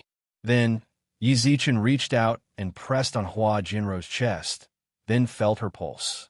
She's still alive. Really? Bai Sei asked. We have to kill our way out as soon as possible so that she can regain consciousness and log off as soon as possible. Right now, her life force in the real world is definitely weak. We have to get her treated as soon as possible, said Yi Zichen. All right, let's kill our way out. As he spoke, Bai Sei seemed to have gone mad. He held onto his long sword and started killing. Hua Jinro was her best friend. He had to save her no matter what, even if he had to become an Azura, even if he had to walk towards hell. Thump! All of a sudden, White's entire body was engulfed in white flames. You, There are some things you have to experience. This world is not as kind as you think. You like white. Father hoped that you would like red. Forget it. Why am I telling you all this? Don't worry. As long as I'm alive, I will definitely protect you. Father. At that time, I didn't understand why you told me to like red. I thought you were talking about the color of the fire. Now, I understand. Baisei muttered in his mind, then stabbed the necks of the people in front of Yi Zichen with his sword. You're talking about the color of blood. Die. Baisei, who was engulfed in white flames, held his sword with both hands and slashed at the natives' necks like a wild beast, pushing them several meters away. White flames. Yi Zichen muttered to himself, then looked towards Meng Luo and Qing Yu. Meng Luo, Qing Yu, take care of Hua Jinro. Flame Rat, I'll leave them to you. Great deity, then you. Flame Rat pursed his lips. Yi Zichen grinned. I can't let Baisei fight alone. Thump, red flames burned. Mu Yi, who was fighting Qing Hui on the roof, couldn't help but frown. White flames. Could it be that she is the person that Lord Fire mentioned before, but never found out about? Slaughter. It was an endless slaughter. Yi Zichen had nearly forgotten how long it had been since he fought to his heart's content. Last time, I think it was when I fought you. Or rather, I had to push it forward. When I fought against the demons. From the looks of it, I'm also someone whose hands are stained with blood. Another head flew into the air. Yi Zichen strode forward and chopped down with his sword. His consciousness also started to blur. Damn it, why did the game have to be updated? Wouldn't it be better to at least leave behind some health potions to recover some health? Yi Zichen looked around. Where did Baisei, who fought alongside me, go? She had already fallen to the ground. Where were the Flame Rat and the others? Were they surrounded by the natives? Why wasn't Han Qin here yet? Didn't he say that he would be here soon? He was too confident. It felt like I should have chosen to log off. Was it my mistake that caused the Flame Rat to make the wrong decision, causing all of us to die here? So tiring. He swung his sword, but it seemed like he missed. The natives in front of him dodged his attack, then chopped down on his body. He was a bit numb. He couldn't feel any pain. Baisei, who was lying on the ground, was still swinging her sword. What happened to her? Why didn't she stand up? Her calf was gone. Darkness in front of him? No, it was light. Golden light. Did people see golden light before they died? Wasn't it supposed to be black? I seem to have experienced this sort of near-death situation a few times before. I can't really remember what I saw back then. Use me.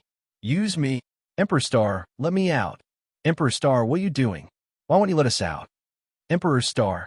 Emperor Star. The childish cries lingered in his mind. These guys' voices are so familiar. Are they elemental spirits? Yi Zichen subconsciously looked down at his arms. They're all very anxious. Do they want to come out? But the light I saw just now wasn't them. Yi Zichen slashed randomly, while Meng Luo gripped her weapon and fought back. Qingyu also suppressed her fear and fought back. Kill him. A sudden shout sounded out. Yi Zichen felt like he had been stabbed by many swords and slashed many times. His body was riddled with holes. He fell to the ground. Future God. It sounded like the Flame Rat's shout, but also Meng Luo's scream. That wasn't important. Yi Zichen just wanted to know what that golden light was. Was it holy light leading to the heavens? Su Yin, Yumei, Kiki, Jai Yun, the great sage, Yang Jian, Yin Shang, they're still waiting for me, right? They're all waiting for me. Why can't I stand up? Why? Am I going to die? Chapter 22-25. In the vast universe. In this void of the universe, a spaceship was shuttling through the universe. Inside the spaceship, a black-robed youth sat silently in a chair. Looking at the vast scenery passing by outside, he felt a chill run down his spine. Suddenly, he felt a sharp pain in his chest. What's going on? The youth frowned, his eyes flashing with seriousness. It can't be easy, right? This bad feeling. How long until we reach Yeezy's planet? The youth asked urgently. We'll reach Blue River in 4 days, 17 hours, 26 minutes, and 43 seconds, replied the mechanical voice. Yeezy, wait for me. The youth clenched his fist and muttered. Who are you people? Han Qing's expression was steely as he looked at the 4 people blocking his way. He was very surprised. The 4 people in front of him were all-star level experts, only stronger than him. Since when did the village suddenly have so many experts? He only recognized a few star-level experts. He knew all of them. However, the people in front of him felt very unfamiliar to him. You don't need to know who we are. We've been ordered to stay here to stop you. Please don't make things difficult for us. So long as you stay here, we'll all be fine. The 4 looked exactly the same, as if they'd been carved from the same mold. The person standing in front of Han Qing spoke. Han Qing frowned and looked to his left and right. Breaking through is very difficult. He'd sent a message to the future, but there was no response. Who the hell are you? Within the Qing family manor. The battle was almost over. All the clansmen of the Qing clan had died in battle, including those few elders. Although they'd opposed Qing Hui's decision, they still stood by the family side in the face of their clan's survival. Senior Qing Hui, it seems you've lost miserably. Mu narrowed his eyes, no longer fighting Qing Hui. His gaze was filled with ridicule. Actually, your strength is very average. Our master has many star-level experts under his command. I just didn't send them here. Otherwise, how long do you think your clan could hold out? Look, these pitiful little fellows. Aren't they going to die in the end? Yi Zichen lay in a pool of blood, his body covered in swords and blades. Bai Se had also fallen unconscious. Hua Jinro still did not wake up. The Flame Rat and Meng Luo were captured, and Qingyu was also captured by the natives. Take a look at your people. If you had listened to us from the beginning, we wouldn't have made such a big fuss over you. Now that your clan has been exterminated, has your wish been fulfilled? Mu Yi's words were harsh. Qing Hui held her sword and looked around silently. Was he really wrong? Let go of my daughter, and I'll agree to your request. Qing Hui let out a long sigh. Senior Qing Hui, don't you think your words are very childish? Mu shrugged.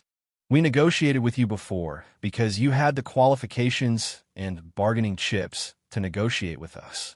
Now that you don't even have any bargaining chips, what right do you have to negotiate with me? And me? Qing Hui shouted angrily. Aren't you afraid that I'll make trouble for you forever? Ha ha ha. Senior Qing Hui, did you not hear me clearly? Mu Yi suddenly laughed out loud. I already said, your strength is really nothing. We have many star ranks here. Let me put it this way. Do you know why Han Qing didn't come? Mu Yi narrowed his eyes, gently wiping the blade of his sword. Han Qing was going to come. Unfortunately, he was trapped by our people. There are 4 star ranks. I don't think he can do anything. The blade in Qing Hui's hand fell from his hand. Qing Hui's eyes were filled with emptiness and helplessness. He sat on the ground as if he had given up. His hair was messy. He looked up at the sky above his head. Mu Yi shrugged lightly. The people below had already started cleaning up the battlefield. You're welcome to take revenge. He turned around. At this moment, a dagger appeared in Qing Hui's sleeve, and he stabbed at Mu Yi with the unsheathed sharp blade. Ding! The dagger stabbed into Mu Yi's back, but it couldn't stab in at all. Senior Qing Hui, do you think I'm an idiot? Mu Yi grinned, looking at Qing Hui, whose eyes were filled with shock and anger. You used the same trick to trick me once. Do you think I'll fall for it again? I have the Vulcan's soft armor bestowed by Lord Fire. You can't hurt me at all. I don't believe. Mu Yi snatched the dagger and stabbed it into his chest several times. Look, it's useless. I'm going to kill you. The scholarly Qing Hui had a ferocious look in his eyes. He opened his mouth and was about to bite Mu Yi's neck. The moment he opened his mouth, the dagger Mu Yi snatched from Qing Hui pierced through his chest. The blood on his chest soaked Qing Hui's clothes. How can you bite me? Humans are called humans because they have intelligence. You opened your mouth and bit me. Isn't that a regression of personality? He gently pushed Qing Hui away. Qing Yu, who was standing below, froze. She stared at the dagger in Qing Hui's chest, the blood on his chest, and the scene of him falling slowly. Father! Little Princess Qing Yu, don't shout. Your father has already gone to find your mother. Mu Yi jumped to Qing Yu's side. Come with me. Lord Fire has been waiting for you for a long time. TSK, TSK. What a beautiful girl. If Lord Fire didn't want you, I would want you too. He touched Qingyu's face with his palm. "Don't touch me," Qingyu shouted. "Don't touch Qingyu." The flame rat roared with red eyes. "Who do you think you are?" Muyi kicked the flame rat. Meng Luo looked at the rat with worry. "You're just a piece of trash. Your friends are fighting a bloody battle in front of you. But you're holding a sword with a trembling hand. My people surrounded you, but you didn't even dare to kill a single person. To think that your friends are such a pity. I'm going to ask my father to kill you." The flame rat's eyes were red. "Huh? Why? For what you said, it seems like your father is very powerful on your side." Muyi grabbed the flame rat's chin. "Unfortunately, this isn't your home. How old are you? You're still talking about your father every day. It seems like you're also a child who hasn't grown up." The flame rat gritted its teeth. Muyi's eyes were full of mockery. "Don't be afraid. When Lord Fire sees you, if you're useless, I'll give you a quick death." Muyi said to his men, "Capture them all, especially that woman and that man. They're the people Lord Fire wants to see." "Understood." The natives ran over to Yi Zichen and Bai Sei and slowly grabbed them. At that very moment, Yi Zichen, who had been lying on the ground, suddenly opened his eyes and stared at the natives with a golden light. "Take it away. Yours. Dirty hands." Chapter 22-26. The golden light was blinding. The instant the native grabbed Yi Zichen's arm, they had already confirmed that Ben had no consciousness. Just as he was on the verge of death, his eyes suddenly shone with a blinding light. The blinding golden light seemed to have crawled out of the abyss. The native was instantly filled with terror, causing him to fall to the ground as he screamed. The guy in front of him was a demon who killed without batting an eyelid. This time, he had attacked the Qin clan. At least several tens of people had died in Yi Zichen's hands. "What now?" Mu Yi frowned as he looked at his subordinate, who had fallen to the ground. The native pointed at Yi Zichen. Mu Yi looked over with a frown. Yi Zichen remained in the same position and looked outside with his head tilted. His eyes were golden. Yi Zichen couldn't sense any consciousness from him. It was more like the final radiance of a setting sun before death. "You're about to die, and you're still acting fierce." Mu Yi squatted on the ground. The terrified subordinate shouted, "My lord, be careful, this guy. What's wrong with him?" Mu Yi shook his head in disdain, then grabbed Yi Zichen's blood-soaked clothes and tossed him in front of his subordinate. "Watch carefully." Yi Zichen didn't resist at all. When he landed, Mu Yi's subordinate subconsciously took a step back. Mu Yi, who saw all of this, sighed softly. "He's too weak. How could someone like this help Lord Fire expand his territory? Even someone on the verge of death could scare them like this." He took out a handkerchief, wiped the blood off his hands, then threw it to the ground. "Let's go." "Wait a minute." At this moment, Qingyu shouted at Mu Yi. "Can you let them go?" "Qingyu," the flame rat turned around. "The person you want to capture is me, right? I'll go with you as long as you let them go," said Qingyu. "Is this a tradition of the Qin clan?" Mu Yi tilted his head. "Little girl, what right do you think you have to negotiate with me? Do you have any bargaining chips?" "Me." Qingyu stretched out her hand and pointed at herself. Her eyes were filled with determination as she looked at Mu Yi. Then a dagger appeared in her hand. "Let them go, I'll go with you. If you agree, then you'll bring back a corpse." The dagger was placed across its neck, and the flame rat's eyes were filled with fear. "No, Qingyu, believe me, I can, somehow." The flame rat didn't say anything else. "He can what? Could he bring Qingyu out of here?" Because of his wrong decision, Sister Ro, Sister Bai, and the future Almighty were all in danger. But he did nothing. He was the son of an overlord.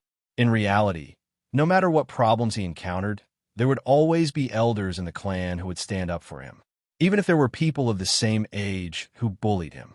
Standing in front of him were Big Sis Ro, Big Sis Baiyu, and the younger Meng Luo. He had always been standing behind them. He is timid. He is weak. Just like what Mu Yi had said, his hand that was holding his weapon had been trembling. Even when he was surrounded, he did not kill a single person. He was too weak. The flame rat clenched its teeth and shut its mouth, lowering its head in silence. Sorry. No one knew who he was talking to. Perhaps he was telling Qingyu that his cowardice had disappointed Qingyu. Or perhaps he was telling Yi Zichen Hua Jinro, and bye-bye that it was his wrong decision that caused them to be in danger. His cowardice caused him to not fight alongside them. He clenched his fists as tears rolled down his cheeks. He rubbed his chin. He stared at Qingyu. Qingyu, who was holding a dagger, stared back at him without backing down. Lord Fire was telling them to capture Qingyu. As for her life or death, there was no special mention of it. He didn't know what exactly Lord Fire wanted Qingyu to do. If it was because of her looks, in that case, they had to capture him alive. The two fire users were also people that Lord Fire often mentioned. They were not from this world. If he let them go now, he might not have another chance like this in the future. Qingyu, why are you doing this for them? Do you know why your clan was exterminated? It was mainly because of them. Are you sure you want to let them go? I'm sure. Qingyu replied without any hesitation. Let them go. I'll go with you. Her decisive reply caused Mu-Yi to frown even more. If she was hesitant, he might have been able to convince her, but her determination, fine, I can let the three of them go. Mu-Yi indicated towards the flame rat, Meng Luo, and Hua Jinro. Don't bargain with me anymore. It's already worth it for you to trade them for 3. I want the 5 of them. Qingyu frowned. Impossible. Mu-Yi shook his head. You can only trade for the 3 of them. If you insist on not agreeing, then you won't be able to trade for any of them. If you want to die, then die. Since Lord Fire didn't say that you have to be captured alive. As soon as he finished speaking, there was no longer any emotion in Mu-Yi's eyes. Qingyu pursed her lips and hesitated for a long time. All right. Hearing this, Mu-Yi nodded to his subordinates. Qingyu released the flame rat and the others, then continued to hold the dagger against her neck. She had to ensure their safety. If she put down the dagger, then she might not be a threat anymore. Her thoughts were very clear, and that was indeed the case. Mu-Yi was already prepared to restrain Qingyu if she put down the dagger. Then the flame rat and the others wouldn't be able to escape. But from the looks of it, this girl was more difficult to deal with than he had imagined. Hurry up and go back, said Qingyu. The flame rat frowned and clenched his fists. Meng Luo didn't hesitate at all. The moment Mu-Yi's subordinates released her, she immediately logged off. She knew very well what she had to do. There was no point in wasting time here. If she logged off and went to find her father and the others, then the great god and big sister by you might still be saved. And big sister Ro, she was about to lose consciousness. Even if they let her go, she wouldn't be able to log off and return to reality. Meng Luo left without any hesitation. Mu-Yi's expression turned even more serious when he saw the invaders leave. He was even more determined to not let Bai Sei and Yi Zichen go. I definitely can't let them go. The invaders were different from the natives. They seemed to have gone to another world. If they've been hiding there, they really couldn't do anything to them. Hurry up and leave. Qingyu bit her lips, while the flame rat clenched his fists and stared at Hua Jianro. She still hadn't regained consciousness. Even if they left, Big Sister Ro still couldn't log off. Meng Luo might have already gone back to get reinforcements. I'm staying. I need to take care of Big Sister Ro. I can't leave. Chapter 22-27. Virtual World Corporation Virtual Headquarters. Receiving the notice, Nine-Faced Overlord hurried over. When she arrived, there were already a few people in the VIP room. Why are you all here suddenly? She could tell that Nine-Faced Overlord knew these few. There wasn't any special courtesy at the start, as though she was surprised that an old friend would suddenly visit. Nine-Faced, we want to see Wen Li. See me for what? At this moment, a beautiful silhouette appeared in the VIP room. Lord Ninetails. The few in the VIP room all bowed. Wen Li nodded lightly. How do you all have time to come to the virtual universe? Aren't you all already guarding the outer region? Are you taking turns, or do you think your lives are too long and you want to die? Wen Li frowned. The few in front all had awkward expressions. Wen Li also followed and spoke. Long story short, I have something very important to deal with. You all risked your lives to come to the virtual universe. I think it must be something very important too. We want to ask Lord Ninetails to save the younger generation of our race from the second universe. Second universe? Wen Li frowned. Why do you need to find me for such a small matter? Only you. The person in the room spoke. My daughter is now on the verge of death in the second universe. She has no consciousness Her body in reality is also on its last breath. I understand. Speak. What are the names of your children in the second universe? Bye-bye. Hua Jianro. All right, I will get the technology department to forcefully cut off their consciousness in the virtual world. However, I have to tell you beforehand, forcefully cutting it off may affect their brains. When we spoke, they won't become idiots, but they will lose some memories. Can you all accept that? Yes, of course. Just this once. Next time, don't come looking for me for such matters. Wonley frowned. This will affect the balance. If it wasn't for your good relationship with Inhe, you should be clear that I wouldn't care about you. Also, you have to think for yourselves. Is the outer region battlefield a place that allows you to come to the virtual universe? Lord Ninetails is right. The few in the room nodded. Since there are no problems, leave quickly. Your children will be saved in half an hour. Lord Ninetails, we still want to ask you to save someone. Who? My daughter said he's a future god. Yes. My son also sent me a message on the virtual network, saying that there is such a person in the future. Future? When Lee, who was in the VIP room, suddenly smiled. Your children had contact with him? If that's the case, then you can rest assured. Your children will be fine. What do you mean? The few people in the room were puzzled. Could it be that you know this future, Lord Ninetails? All right, you guys go back quickly. Wenli didn't respond to their conversation. Also, the way you train the younger generation is too conservative. Young people need to experience life and death situations. Think about it. Standing in this position, isn't it common for us to encounter desperate situations? If we blindly protect them, it'll be very difficult for them to grow. Lord Ninetailed is right. The second universe can make them give up all the halos they have, which is a good thing for them. It's best that you don't interfere in the future. As soon as she finished speaking, Wenli abruptly left the VIP lounge, and the nine-faced overlord walked up to her. Seriously, why did you contact Big Sis for such a small matter? Why didn't you just come to me? Hurry up and leave. I don't want to hear any bad news. Then about my daughter, if Big Sis says she's fine, then she's definitely fine. Big Sis is right. Why are you interfering so much with your children's futures? I saw your daughter by you last time. I think she's already at the universe level, right? I heard she hasn't even seen blood before. The nine-faced overlord twitched his mouth. White Knight, there's really something wrong with your way of education. Perhaps. The man shook his head with a sigh. Let's return to reality. When the Battle of Geniuses returns, all of you should be participating, right? Let's make an appointment then. Golden light. Within the chaos, Yizichin slowly opened his eyes. In front of him was a golden ocean. He reached out and touched it. The golden ocean really did ripple like water. What's going on? Yizichin couldn't help but scratch his head as he stood on the golden ocean. Shouldn't he be at the Qing family right now? What the hell is this place? F***CK. Suddenly, Yizichin was shocked. Earlier, he hadn't been able to move at all. He couldn't have been hacked to death, could he? F***CK. That's not right. For some reason, he felt like he was still in his own consciousness. It didn't seem like he was already dead. This golden color gave him a familiar feeling. This sick godhead? Yizichin couldn't help but mutter to himself. The golden ocean's surface trembled violently. Instantly, a golden longsword shot out of the water in front of Yizichin.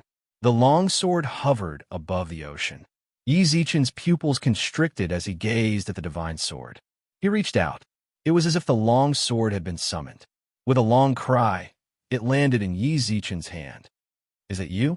When the long sword entered his hand, Yizichin inexplicably recalled the words he'd muttered to himself before he lost consciousness. Use me. Use me. At the time, he'd thought it was the elemental spirit who'd said it, because it really had been the elemental spirit who'd shouted at him. Emperor Star, you finally remember me. He suddenly heard a low murmur in his ear. Yizichin looked at the long sword in his hand. The words seemed to have come from its mouth. I've been waiting for you for a long time. When you were in danger, the first thing you thought of was the elemental spirit. Even I wanted to give up. So it really was you. Yizichin stared at the golden long sword in his hand. So you didn't call out to me afterwards? That's right. You really are at Sundara, Yizichin shrugged. What's wrong? Before you obtained the elemental spirits, It was always me fighting alongside you. But ever since you obtained them, you've been using me less and less. The golden longsword's murmur reverberated through Yi Zichen's mind. Sorry, that was the truth. After obtaining the elemental spirits, Yi Zichen used his godhead less and less. Whether it was back in the god realm or in the universe, he was doing his best to nurture the elemental spirits. But he'd practically forgotten the godhead he'd once condensed. After all, the godhead was something he'd condensed himself. It was his heart's desire, which was why it was born. It's fine. The golden longsword swayed. Fortunately, you entered my world at the last moment. That means you still value me. Chapter 22-28. The godhead seemed to be rather pleased. Before Yi Zichen died, he entered the land of godheads that belonged to him. Actually, it felt a bit strange. Yi Zichen's consciousness was clearly about to dissipate. Yet, right before it dissipated, his life seemed to be replenished and extended. It was this extension that allowed Yi Zichen's consciousness to enter this place. Of course, Yi Zichen held the golden longsword in the air and stared at it. Don't think too much about it. I haven't used you because I've been in the second universe ever since I arrived. I know. The golden longsword shook as if it was nodding. You can't summon me as you please, but it's actually the seal in your heart. The seal in my heart. Yi Zichen frowned. Whether it's the godhead or the elemental spirits, they all belong to you. Since they belong to you, then they naturally have to obey your orders. The golden longsword shook. The golden longsword swayed. They can appear in the second universe because of your desire and trust in them. I didn't appear because your desire for me was slightly lower than theirs. Yi Zichen froze for some reason as he recalled the Godhead's words. It really does seem like it. After arriving in the universe, he'd heard far too many good things about the elemental spirits. Sovereigns and overlords all had a high desire for elemental spirits. They could be nurtured with care. Even if they couldn't become supreme existences like the Milky Way Lord, they should at least be able to protect the Milky Way. Resources began to shift towards the elemental spirits. Or rather, all of Yi Zichen's resources had been spent on them. The Godhead. He'd once condensed the symbol of his desire. Yet, he'd left it in a corner. It was the same in the second universe. On the hero's path, when he faced the Treant guards, the first thing he thought of was to burn them with fire. He did not condense his divinity and increase his attack power to slash the Treant guards. Then, he came into contact with the elemental lands. He used the elemental spirits more and more frequently. Sorry, that's not the apology I want. The golden longsword smiled. I want to know your heart. Do you still want to use me in the future? Of course I will. Then hold me. The golden longsword landed in front of Yi Zichen. Yi Zichen reached out and grabbed it. Let us resume our massacre and let them feel the power of the sword. In a castle on Blue River Star. In the hall of the castle, several people were gathered in front of a young man, their eyes filled with worry. The young man was Yi Zichen. Not long ago, Bain felt that something was wrong with Yi Zichen. He immediately called Bar out of the game. Then, Bar noticed that Yi Zichen's consciousness was on the verge of disappearing.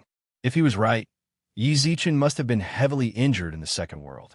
Faced with this situation, they made many attempts. None of them could rouse Yi Zichen. He spat out mouthfuls of blood. Her ruddy face turned pale.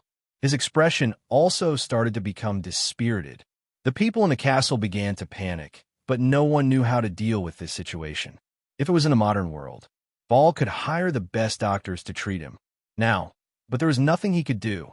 While everyone was at a loss, Bar took out a jade bottle from his pocket. When the jade bottle appeared, the old man who had stayed by Bar's side to protect him immediately stopped him. Back off! Bar shouted angrily. Young master, this pill was left for you by the old master. I'll just ask my dad for it. My friend is about to die. Bar clenched his teeth and pushed the old man away. Move. The old man frowned. Ask the old master for it? How is that possible? The entire Steel family only received 4 pills from the Pill Alliance. Young Master Bar and Young Master Bar each received 1. The other 2 were given to the 2 clan elders who contributed the most to the Steel family. Even the old master didn't get any. After a long glare, the old man retreated. As an attendant, all he could do was obey. He slowly placed the pill in Yi Zichen's mouth. Young Master Bar, how is it? Don't worry. Bar smiled at Bayin.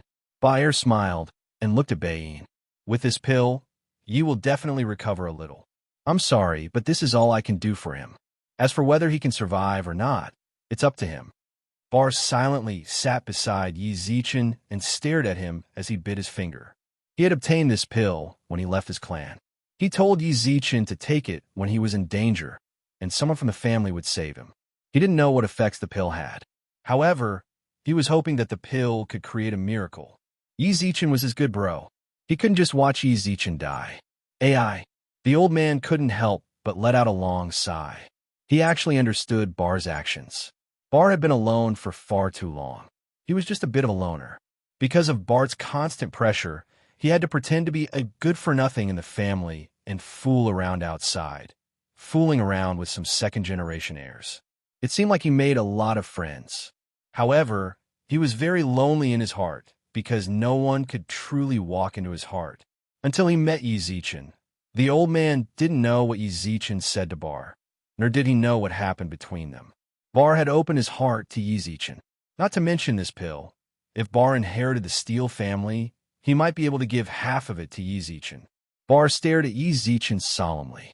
He couldn't help but pray that Yi Zichen would be fine. All of a sudden, a shocking change occurred. A blinding golden light was emitted from Yi Zichen's body. Then he, who was sitting on the sofa, became as sharp as a sword. At the center of his eyebrows, a golden longsword slowly appeared and hovered above his head. Is this a martial soul? Bar gulped and looked at the old man behind him. The old man's eyes also revealed shock as he stared at the longsword above Yi Zichen's head. Martial soul. It was indeed a martial soul. A martial soul that could only be condensed by the universe level actually appeared on a star level. This martial soul, and it seemed to be of a very high level. The old man was a martial artist as well. He had also condensed a martial soul. For some reason, when the longsword appeared, the martial soul in his body seemed to be suppressed, and even became restless in fear. Young master, you really made a good friend, the old man couldn't help but mutter. Bar, who was focused on seeing Yi Zichen, didn't hear the old man's words clearly.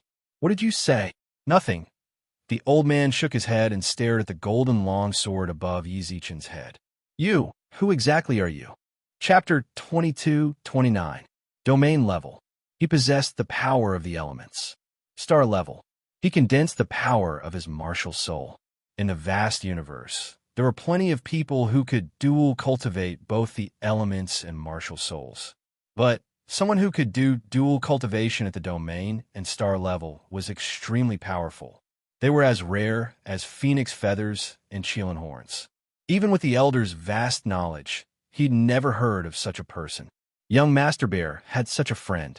If there really was a fight for the position of clan head in the future, this person would definitely be the young master's greatest help. What the hell am I thinking? Suddenly, the elder wanted to slap himself in his heart. Just now, he'd actually thought about fighting for the position of clan head. The current clan head was in the prime of his life. If nothing unexpected happened, he'd have no problem leading the Steele family for millions or even tens of millions of years. Given the clan head's shrewdness, even if he really did abdicate, he'd make sure everything was in place. That sort of thing was impossible. Although the two young masters seemed like fire and water, the eldest young master had always cared for the youngest young master. There was no way such a fight would happen between the two brothers. But if he really was getting old, he was actually thinking about such things. The elder smiled wryly and shook his head. He looked at the godhead above Yi Zichen's head in silence. Let's go, Miss Qingyu. Yi smiled and quietly waited for Qingyu to leave with them. I've already confirmed with you many times. We won't capture the three of them again. Since I promised you, I naturally won't go back on my word. I still value honesty. He was rather anxious. The Qing family had a lot of prestige in the village. If news of their extermination got out, it wouldn't be a good thing for Yi. There were no other villagers living around the Qing family. Right now, The situation outside was still within his control. But if the other villagers found out, it would be very troublesome to explain. As for the flame rat and the others. So what if he told them to leave? As long as he could take the two fire users away, Mu-Yi believed that the Flame Lord would be very satisfied. Miss Qingyu? Mu-Yi squinted his eyes. Qingyu took a deep breath and tightened her grip on her dagger. At that moment, the entrance to the residence suddenly lit up. Mu-Yi instantly frowned. In order for Qingyu to follow him without worry, he had already ordered his subordinates to take Yi Zichen and buy Sei away in advance. At that moment, he was the only one left with Qingyu. This kind of loud noise gave him a bad premonition. Before he could think further, dong, fierce fighting sounds came from the front of the house. In less than half a minute, several of Mu-Yi's men flew out from the front. Soon after, they saw a young man bathed in blood. He was carrying a veiled woman in his arms and holding a long sword in his hand. There was also a golden long sword hanging above his head. Hey! The young man grinned and waved his hand, erasing the natives around him. He flung the blood off the sword onto the ground.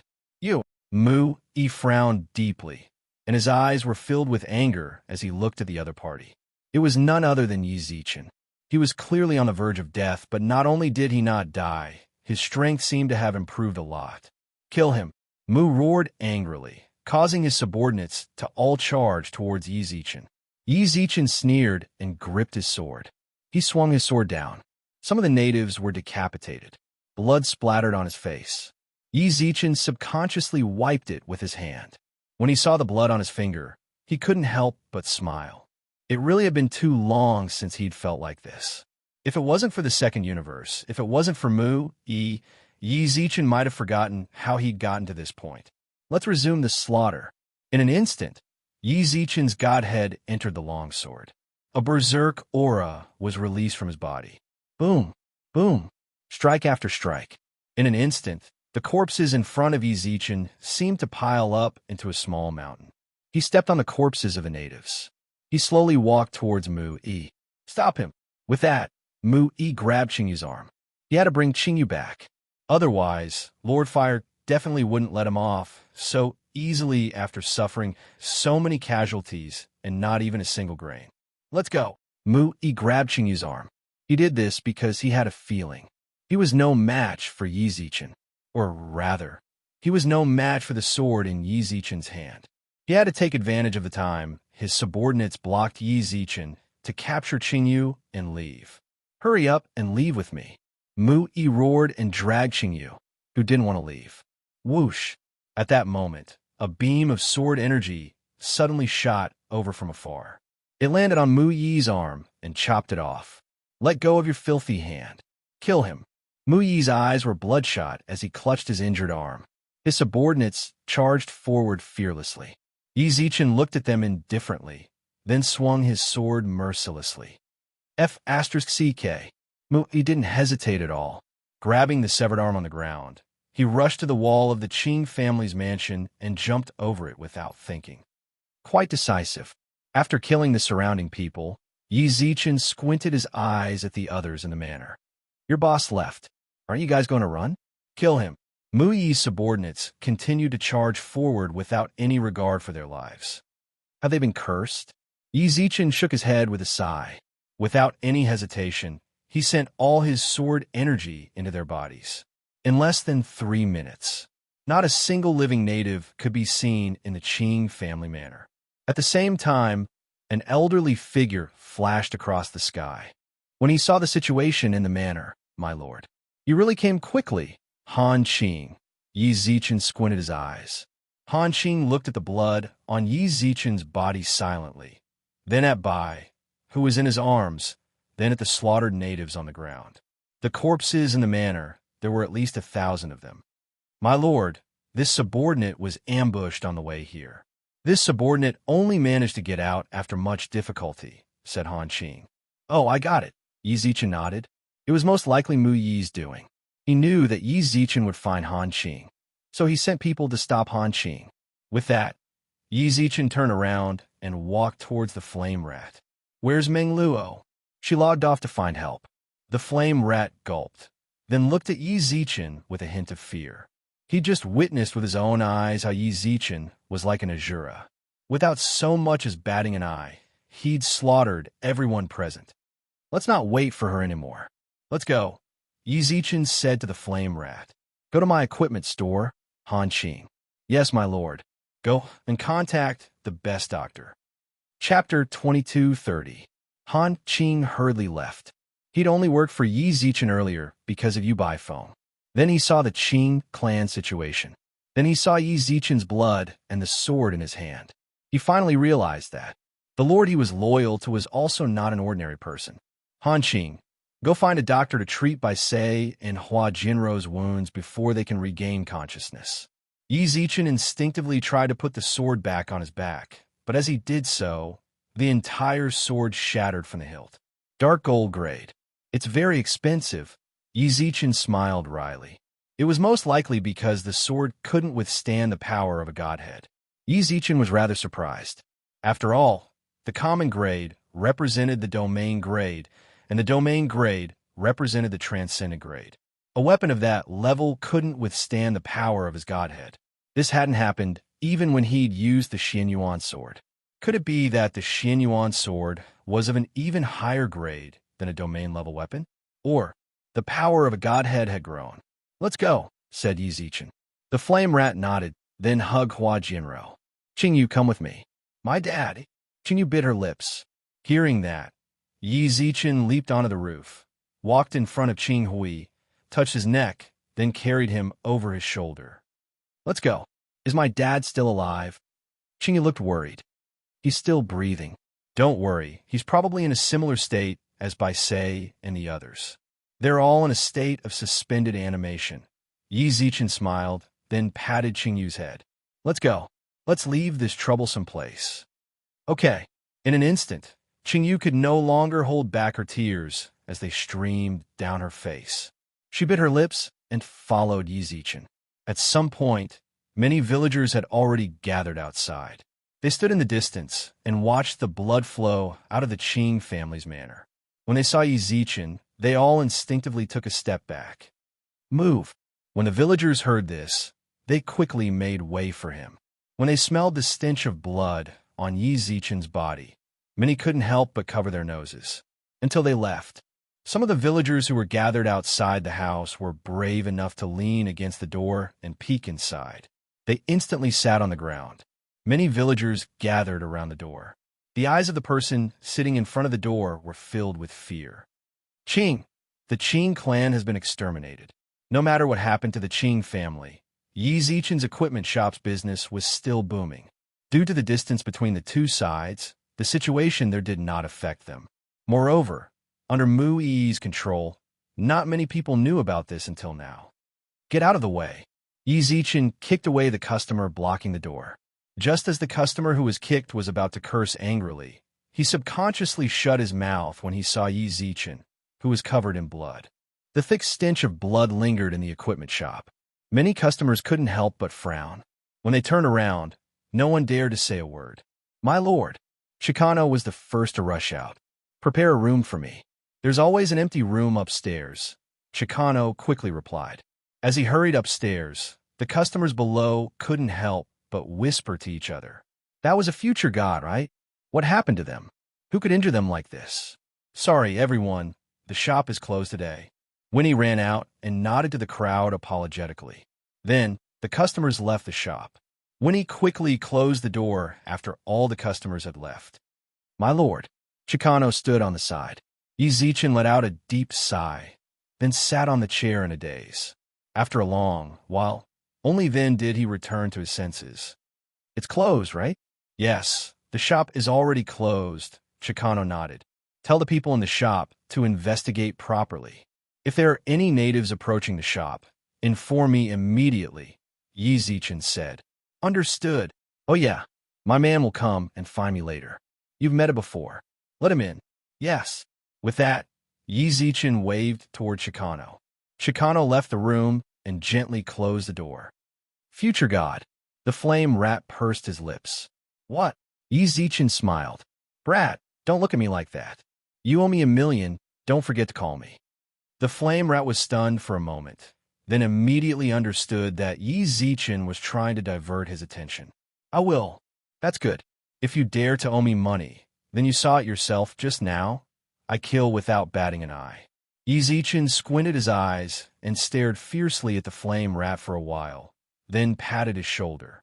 Don't worry, Bai Sei, Hua Jianro, and company will be fine. It's all my fault. The flame rat clenched his teeth. You're still too young. Yi Zichen patted the flame rat's shoulder.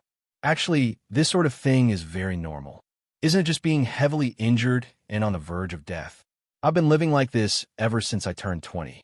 I nearly died several times in between, but I'm still alive and kicking right now. Great God, you must have suffered a lot, right? The flame rat asked. More or less, Yi Zichen shrugged. Only by suffering can you become someone above others. How are you going to become someone without suffering? Today was the first time I killed someone. I only killed one person, then I don't dare to do it anymore. The flame rat lowered his head.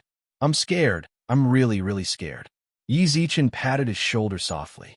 The flame rat also lowered his head, while his shoulders trembled intensely. I hate fighting. When I was young, whenever I was bullied, it was always Rujia, Baijia, and Mengluo who helped me fight back. This world will never let you live according to your wishes, Yi Zichen shrugged. Yi Zichen shrugged. I was like you in the past. I also loved peace, and fighting might have been a common occurrence, but I never killed anyone, nor did I dare to. The society I live in is ruled by law. You will go to jail if you kill someone. Sometimes there will always be a lot of things that I have no other choice. Yi Zichen let out a deep breath and smiled. When you have someone you want to protect, and everything you want to protect, and all of that can only be protected by killing those enemies, would you not kill them? Just like when you protected Hua Jianro, you were afraid of killing people, but you killed that native in her most dangerous moment. If someone has to do some dirty work, don't think too much about it. You are a man as well, a man with an indomitable spirit. You can't always be protected by others. You will become someone who can take charge of things in the future. You should learn to grow up. Chapter 22:31. There was no accusation in his words. He didn't intend to blame her either. For a junior who was protected by the elders of the clan could provide support for whatever he wanted. There was no need for him to put himself in danger just for some opportunities. This was a gift from the heavens, a background that others could only envy. However, there were times when he was overly doting and overly protective. He habitually wanted to rely on his family. In this world where no one knew the dangers and tomorrow would come early, it was definitely not a good sign. For example, just now, everyone was trying to break through their limits. In order to protect her younger siblings, Hua Jianro risked her life to fight against the natives. In the end, she lost an arm, and her body was riddled with holes. She was still unconscious, and it was unknown whether she was dead or alive. In the beginning, Bai Sei was trembling in fear and did not even dare to raise his head. She also overcame the fear in her heart and held the weapon in her hand to fight. He fell into a pool of blood and lost his calf. Qingyu used her own life to threaten Yi Zichen and company's safety. The moment Meng Luo was released, she immediately considered everything. These were all signs of growth. However, the flame rat was the only man among them. In the end, he was still trembling in fear. Was this really okay? If Qingyu hadn't succeeded in blackmailing Yi Zichen, and if Yi Zichen hadn't condensed his godhead to break out of this predicament, was the flame rat really going to surrender and wait for its death? Yi Zichen didn't dare to believe that his thoughts were absolutely correct. Everyone had different life experiences, but they were all on the brink of despair. If he lost the most basic ability to resist, how could he survive in the vast universe? He didn't know the flame rat's family, and he didn't know what kind of powerful people there were in their clan. Perhaps his family was very large. He was so huge that no one in the first universe could hurt him. His family would pave the way for him. However, could the flame rat really inherit the family's legacy in this state? Furthermore, this was the second universe, not the first universe. No matter how big the flame rat's family was, it was nothing here. Before the fusion of the universe, everyone's starting point was the same. He had encountered a crisis. Could it be that his family's elders would be able to kill their way here to save him? It was time for him to learn to grow. As a man, he had to shoulder the responsibility and burden. According to the situation just now, Hua Jinrou's position should have been his. Yi Zichen fought alongside him, even if they had to fight to the last breath. Future God. The flame rat lowered his head and muttered, while Yi Zichen's words echoed in his mind. Recalling his actions at that time, he couldn't help but clench his fists. Take your time. Yi Zichen patted Yi Zichen's shoulders with a smile. He knew very well that this sort of thing had to be slowly accepted. In the past, he was used to being protected. It was very difficult for him to be independent, unless he could encounter things that could make him grow instantly. It was just that sort of thing was far too painful. Even when Yi Zichen thought back to it, his heart ached. It was better not to let the little flame rat have a taste of the pain he had gone through. What's more, Yi Zichen was different. He had to move forward. Only by moving forward could he have enough confidence and confidence. Those who stood behind him would be happier. Dong, dong, dong. Someone knocked on the door. Yi Zichen patted the flame rat's head and opened the door. Surprisingly, it was Qingyu who entered his line of sight. Qingyu's father, Qing Hui, was placed in another room. Yi Zichen had thought that she would stay with Qing Hui the entire time, but he wasn't surprised that she was here. Hello, I would like to ask, how long will it take for the doctor to... Qingyu, who was standing at the door, clenched her fist behind her back. There was a hint of struggle lingering in her eyes. Yi Zichen glanced at her, then signaled her to come in. How is your father? He's still unconscious. Qingyu pursed her lips. Hearing that, Yi Zichen nodded. Let's wait. My people have already gone to get a doctor. He should reach the star level very quickly. All right. Biting her lips, Qingyu hesitated for a moment before preparing to leave. Nothing else you want to say? Yi Zichen sat on the chair and watched Qingyu, who was about to leave the room. Some things are better said in advance. If you continue to hide it, it won't be good for you or for us. Almighty, the flame rat raised its head. Qingyu stood in front of the door without turning back. Yi Zichen shrugged with a smile. Maybe I was wrong. Sorry. Qingyu pursed her lips, then turned around and bowed deeply towards Yi Zichen and the flame rat. Sorry. As soon as she finished speaking, Qingyu ran out of the room. Yi Zichen let out a long sigh. His hands couldn't help but pinch his head. This is so troublesome. I feel like I walked into a pit, and it won't be easy to get out. Lord Fire. The Lord Fire they mentioned is that elemental commander, right? Just what does he want to do? To control the natives of the entire village? The natives here don't seem to be as strong as the warlords in the elemental lands. Qingyu definitely knows some inside information. It's just that she doesn't want to say it. Future Almighty, why did Qingyu apologize to us? The flame rat asked. How would I know if you ask me? Yi Zichen shrugged. If you're curious, then go and ask. Don't you want to chase her? Right now, she has a lot on her mind, so it's time for you to become a caring big brother and solve her problems. It's better for you to do this sort of thing, the flame rat smiled wryly. That's true, but she's guarded against me. Can't you tell that she doesn't really trust me? Yi Zichen smiled. Compared to you, she seems to trust you a lot. Ah, the flame rat was shocked. Go, hurry up and comfort the little girl. Yi Zichen indicated towards the flame rat, but didn't mention anything about the information. Sometimes being too purposeful would have the opposite effect.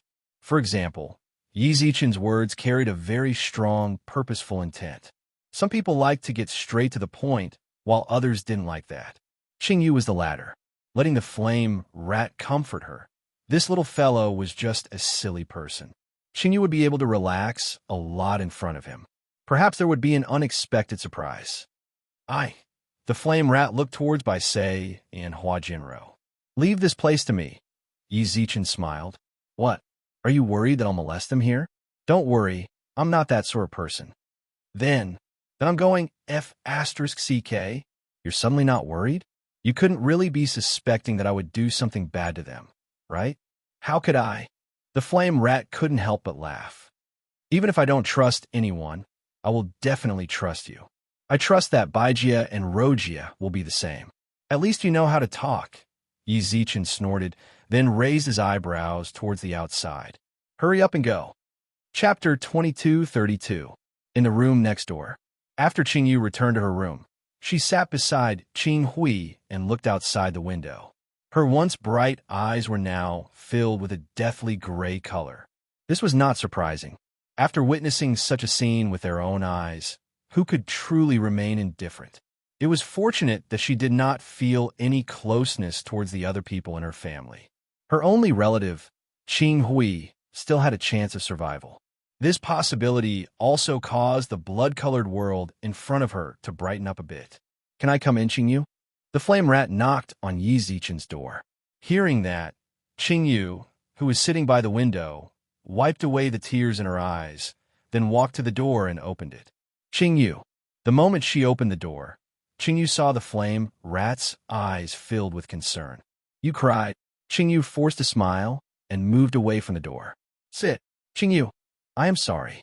As soon as they entered the house, the flame rat apologized to Qingyu. I didn't protect you well. I was too timid. It has nothing to do with you. Qingyu shook her head. It does. The flame rat shook his head firmly. Future bro just said that I should learn to grow up. I thought about it a lot. Maybe I was too naive, causing Baijia, Rojia, and the others to become like that. Qingyu remained silent. The flame rat continued to speak. He said a lot, from his family to his life. Then he mentioned Bai Sei, Hua Jianro, Meng Luo, his good friends. He kept talking, and Qingyu kept listening. That's great. Everyone in your family loves you, and you have a lot of good friends. Qingyu smiled. No, Qingyu, don't think too much. Suddenly, the flame rat seemed to realize that he said the wrong thing. I didn't do it on purpose. I just don't know what to say, and I really want to find someone to talk to. No worries. Qingyu shook her head. From now on, I will definitely be an indomitable man. Just like future bro, the flame rat looked up. I will protect them, and protect you. Towards the end, the flame rat's ears turned a bit red, and his voice became softer and softer. Protect me? Qingyu was stunned. Yes, protect you. The flame rat clenched his teeth. Qingyu, actually, from the moment I saw you, I don't. Suddenly, Qingyu interrupted the flame rat. The flame rat was stunned and stared at Qingyu for a long time. Not long after, he slapped himself hard in the face. What was he doing just now? The fates of Sister Bai and Sister Ro were still unknown, and he was still talking about this here? Sorry, I should be the one apologizing to you. Qingyu shook her head. If it weren't for me, you wouldn't be like this. This has nothing to do with you. It's those guys they know. Qingyu seemed to know what the flame rat wanted to say as she shouted it out loud. It's not what you think. In fact, it's all because of me. I'm sorry, it's all my fault. He didn't know what was going on. It was obviously a wooden house with excellent soundproofing. Yi Zichen stuck to the wall for a long time, but didn't hear a single word. Future God. The door to the room was suddenly pushed open. Meng Luo hurried in and saw Yi Zichen leaning against the wall. Almighty, what are you doing? Nothing. Yi Zichen scratched his head with a coy smile. I'm back. Sister Ro and Sister Bai. Meng Luo hesitated. Yi Zichen smiled. They're still breathing. I've been using cosmic energy to maintain their auras. Hanqing has already gone to find a doctor. They should be here soon. Don't worry, they'll be fine. I believe you. Meng Luo smiled. How are they doing outside? Yi Zichen asked. Terrible, Meng Luo replied. Right now, Sister Ro and Sister Bayu's consciousness are fading in and out of consciousness. I've notified the seniors in the family. They said that if it really comes to it, then we should notify them again. They can contact the Virtual World Corporation and forcefully sever Sister Ro and Sister Bayu's consciousness. It's nice to lean against a tree. Meng Luo said that the family could directly contact the Virtual World Corporation and forcefully sever their consciousness connection. Forcefully severing their consciousness will damage their brains, right? Asked Yi Zichen. It will, Meng Luo nodded. But at least they'll survive. Then hurry up and tell them not to sever their consciousness. Look, I've already saved them. Hanqing's doctor will be here soon, said Yi Zichen. I know, the flame rat told me. Meng Luo smiled. I fed them pills. They should be able to last for a long time. Pills? No wonder. Yi Zichen suddenly felt their auras grow stronger when he checked their situation. So it's pills from the outside world. It also affected them in the second world to a certain extent. Sire, right at this moment, Han Qing rushed in, and beside him was a travel-worn old man. This is my old friend, Song Huitian. He's a great doctor. Elder Song, Yi Zichen and Meng Luo quickly bowed. Please take a look at my two friends and the one in the room next door. All right, the elder nodded. Please, Yi Zichen begged. I will do my best. With that, Yi Zichen, Meng Luo, and Han Qing all left the room. They waited outside the door. Elder Song didn't leave the room for more than 4 hours.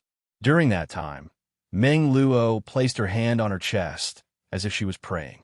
Yi Zichen also frowned. Creak. The door was pushed open. Elder Song, how is it? Yi Zichen immediately went up, but noticed that Elder Song's expression wasn't very optimistic. All of a sudden, his heart sank. These two friends of yours are too seriously injured. I've treated their external injuries, but this... Elder Song wanted to say something, but she hesitated. Elder Song, just say it, said Yi Zichen. Their external injuries are a small matter. The main issue is that their internal injuries are too severe, especially that girl in white. When I checked her situation, I noticed that a lot of the energy in her body seemed to have gone out of control and was extremely berserk. Elder Song frowned. This old one is useless. There's nothing I can do. I'll tell Daddy to go find the Virtual World Corporation right now, Meng Luo shouted. Don't go. Yi Zichen stopped her. Elder Song, is there really no other way? It's not that there isn't a way, said Elder Song.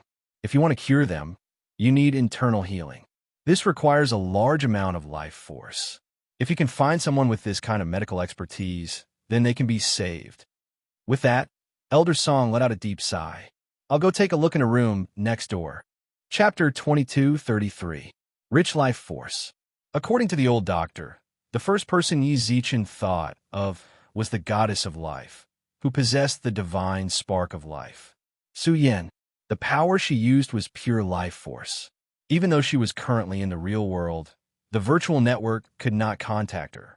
Moreover, even if she was allowed to enter the game, she might not be able to quickly awaken the life divine spark. Qingyu and the flame rat walked out of the room next door. Qingyu's head was lowered, and the flame rat's brows were tightly furrowed. He glanced at Qingyu. The flame rat let out a deep breath, then turned towards Yi Zichen and company. Future God, what do you think? Yi Zichen remained silent, while Meng Luo's expression was filled with urgency. Almighty, it's better to cut off the virtual consciousness as soon as possible. Do you know anyone in the real world who has abundant life force and uses it to heal others? Asked Yi Zichen. It seems like Meng Luo bit her lip. In her memory, she didn't seem to know such a doctor. We can look for them. If we all contact each other, we will definitely be able to find such a person. I believe that your clans have the ability to do so. Yi Zichen nodded.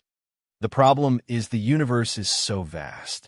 Even if they did find it, would they be able to get there in time? No. Meng Luo pursed her lips and shook her head. If it was a nearby star system, it would be fine as the time needed to arrive would be shorter.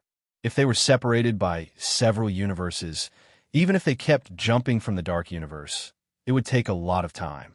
Maybe 1 year, 3 years, 5 years, or even longer. Is there no other way?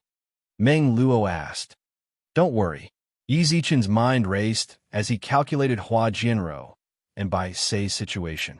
How about this? Meng Luo, log off and contact them. Bai Sei and Hua Jianro will continue to stay here before the doctor finds them. I see. Maybe there will be a turn for the better in the middle. Yi Zichen frowned. If you sever their consciousness right now, you'll cause irreparable damage to them. Meng Luo also considered it for a long time and felt that Yi Zichen's words made sense. Before the person was found, even if the connection was cut off, they would only be unconscious. It would be better to stay here and wait for the people on their side to find him. Then, they would consider whether to forcefully cut off the connection. Or perhaps, it really was as Yi Zichen had said, there really was a turning point. Although the chances were slim, it was still worth looking forward to. According to her father, Bai Sei and Hua Jinrou's brains would definitely be damaged if they were to forcefully cut off the virtual network. The best-case scenario was amnesia. If it was a little more serious, it was very likely that they would never be able to wake up again in this lifetime. At most, they would be left with their lives. Okay, I'll support you. Meng Luo nodded and began the countdown. By the way, during this period, you can find some heavenly treasures for them to consume. Yi Zichen said, I want the kind that's full of life force. It might be of some use to them. I understand. Meng Luo's figure turned into white light and returned to reality from the second universe. Yi Zichen rubbed his chin as he looked towards Bai Sei and Hua Jinrou worriedly. The flame rat at the side clenched its fists tightly. Although he didn't know the outcome, he could roughly guess from Yi Zichen and Meng Luo's conversation. Hua Jinrou and Bai Sei had not regained consciousness yet. It's all my fault. The flame rat slapped himself. Yi Zichen grabbed his arm and shook his head. At this point, no amount of self-blame would be of any use. Even if he killed himself, Bai Sei and Hua Jinrou wouldn't wake up. Han Qing, is there anyone like that among your friends? Yi Zichen asked. It doesn't have to be at the star level. A domain level that can condense a godhead is fine. Godhead? Han Qing didn't understand. To condense a martial soul, said Yi Zichen. Your Excellency, you're too worried. You have to be at least at the universe level to condense a martial soul, said Han Qing. I'm only at the star level. How could I possibly come into contact with a powerhouse of that level? I don't have anyone like that among my friends, but I can go and ask my other friends. Go and ask. As long as there was a chance, Yi Zichen had to fight for it. Hearing that, Han Qing took out a communication stone. That crystal was a method of communication in the second universe. The crystal flashed. It was obvious that he was already in contact. Meanwhile, Yi Zichen leaned against the wall and thought to himself. Martial souls could only be condensed at the universe level. The godheads Yi Zichen and Bai Sei had condensed were martial souls. In the god race of the Milky Way, this sort of godhead could be condensed as soon as one became a deity. They didn't even need to reach the domain level. Just what was going on? How could the deities of the Milky Way have martial souls that only people at the universe level could? Also, there was Su Yan's godhead of life. From the looks of it, using life energy to heal was a very high-end healing method. It was hard to find even in the universe. How could this be? Yi Zichen let out a deep breath. Given his current knowledge, he had no way of explaining the cause of this phenomenon. However, he could sense that the Milky Way Master had left behind was very special, regardless of whether it was a godhead or elemental power. In the Milky Way, some people below the level of deity could manipulate elemental power. In the universe, however, only those at the universe level could become controllers. The Milky Way Master had left behind was definitely not as simple as a model. Future deity, the flame rat suddenly spoke up. Don't worry, they'll definitely be fine. Yi Zichen thought that the flame rat was worried about Hua Jinrou and Bai Sei, so he couldn't help but comfort it. Don't blame yourself too much right now. If you really hate yourself for being so weak back then use it as motivation to get revenge for them. Revenge? Why did they become like this? Isn't it all because of the natives here, or rather, that shitty Lord Fire behind them? Yi Zichen squinted his eyes. At this point, I won't hide it from you guys. I've already met that Lord Fire a few times, and he even went to the real world to cause trouble for me. He went to our world. The flame rat was shocked. That's right. Yi Zichen nodded. I'm not too sure what method he used to get to the real world. In any case, he did go there, but I defeated him. Not long ago, I even went to his suspected lair, destroyed it, and destroyed one of his clones. Really? The flame rat's eyes widened, and its heart was filled with respect. Great deity, you really are something. Unfortunately, I didn't destroy his main body. Yi Zichen frowned. This guy will definitely be a disaster if I don't get rid of him. I've said everything I need to say. Shouldn't you guys tell me something you want to say? Chapter 22:34. The flame rat and Qingyu walked out of the room. Seeing their expressions, Yi Zichen was certain that Qingyu had confessed to the flame rat. The situation had already reached this point. Everyone was in the same boat. There was nothing to hide between them. Of course, Yi Zichen did not mention Lord Fire's identity. He was actually the commander of the Land of Elements. The elemental lands had too many implications. Telling them would cause Yi Zichen to face many problems. This was all unnecessary trouble, and it was best not to mention it if possible. Moreover, even if he didn't mention this, it wouldn't affect their common enemy. As soon as Yi Zichen finished speaking, the flame rat looked at Qingyu instinctively, wanting to ask for her opinion. Did you really come into contact with Lord Fire? Qingyu bit her lips and was a little hesitant. That's right, my friend and I destroyed one of his doppelgangers. Yi Zichen shrugged. He should hate me to the core right now because I ruined his great plans. What is it? Qingyu asked. I can't say. Yi Zichen shrugged. The thing I ruined has nothing to do with what we're facing right now. If I tell you, it'll be troublesome for me, and it'll be troublesome for you too. Is it here or in reality? The flame rat asked. Reality. Yi Zichen didn't hide it. The flame rat was stunned. Yi Zichen's answer was far too shocking. Practical troubles. For the things here to affect reality, the future Almighty must have obtained a very important resource. The flame rat nodded in its heart and stopped thinking about it. Qingyu, tell the Almighty, the great God is a good person. You can trust him. The flame rat spoke up for Yi Zichen, while Qingyu also let out a deep sigh. Do you know about the fire spirit race? Bailey, what do the descendants of the fire spirits do? Yi Zichen asked. There are no records.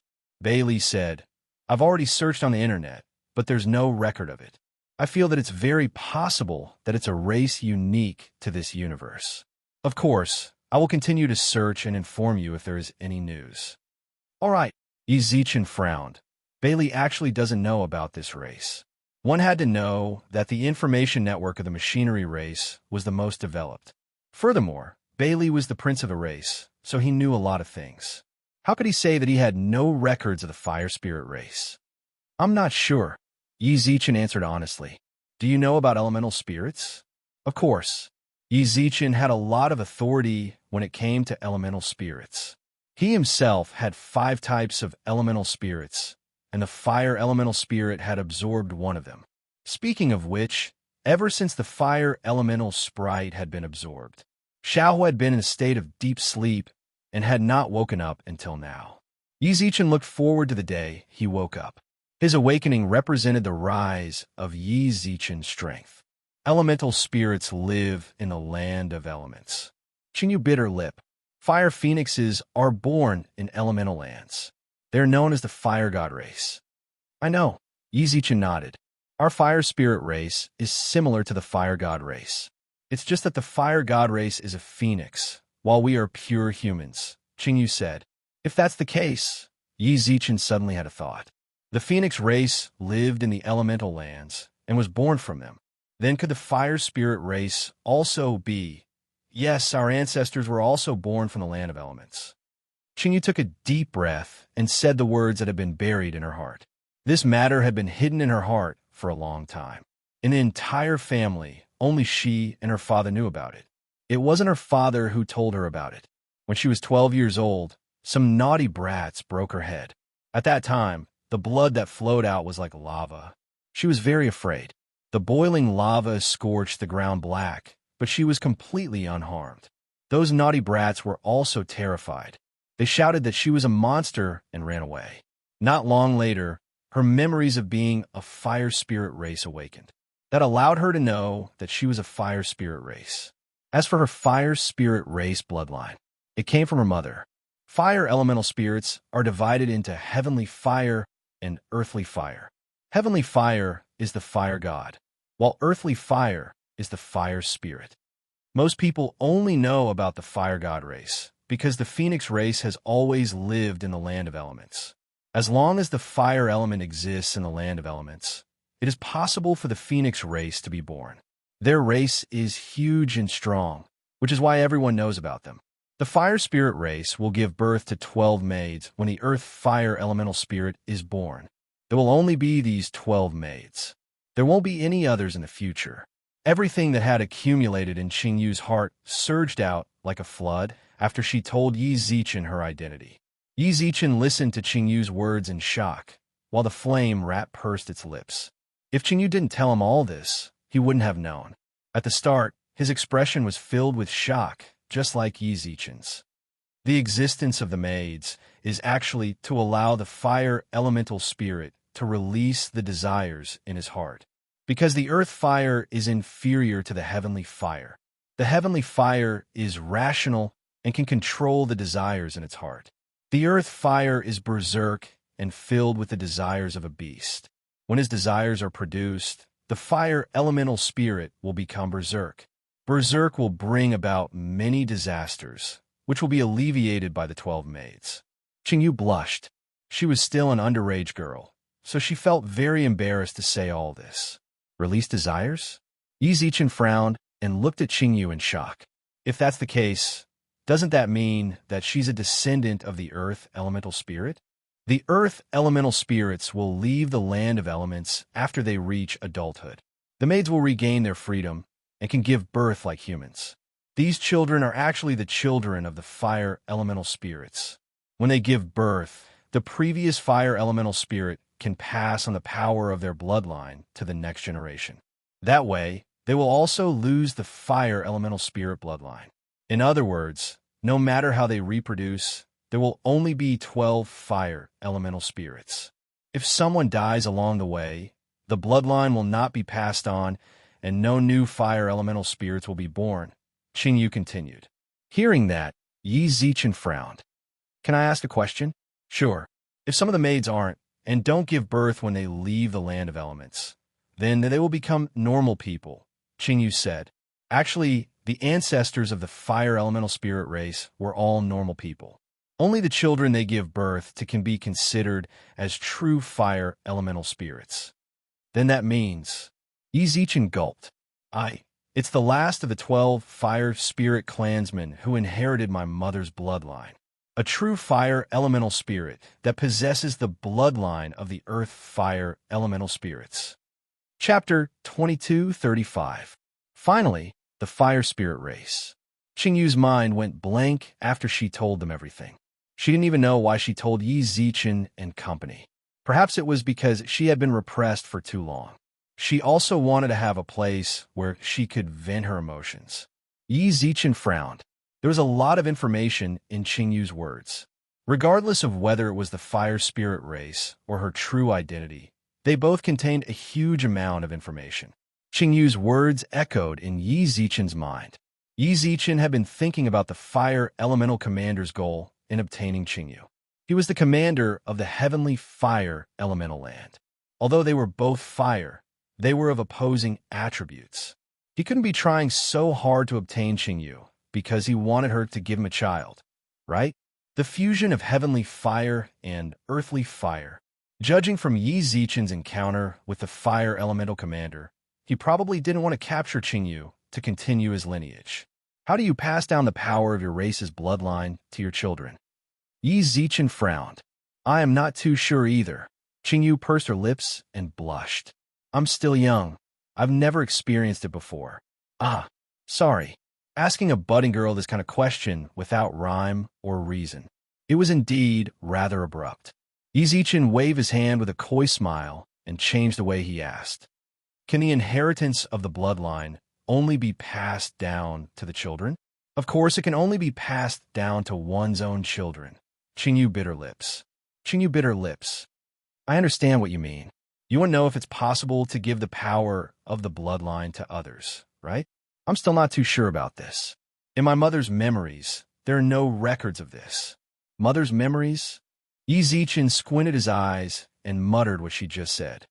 In other words, the inherited memories of your race can only be passed down to the previous generation? That's right, Qingyu nodded. Qingyu nodded. After I awakened, the memories I received were only of my mother.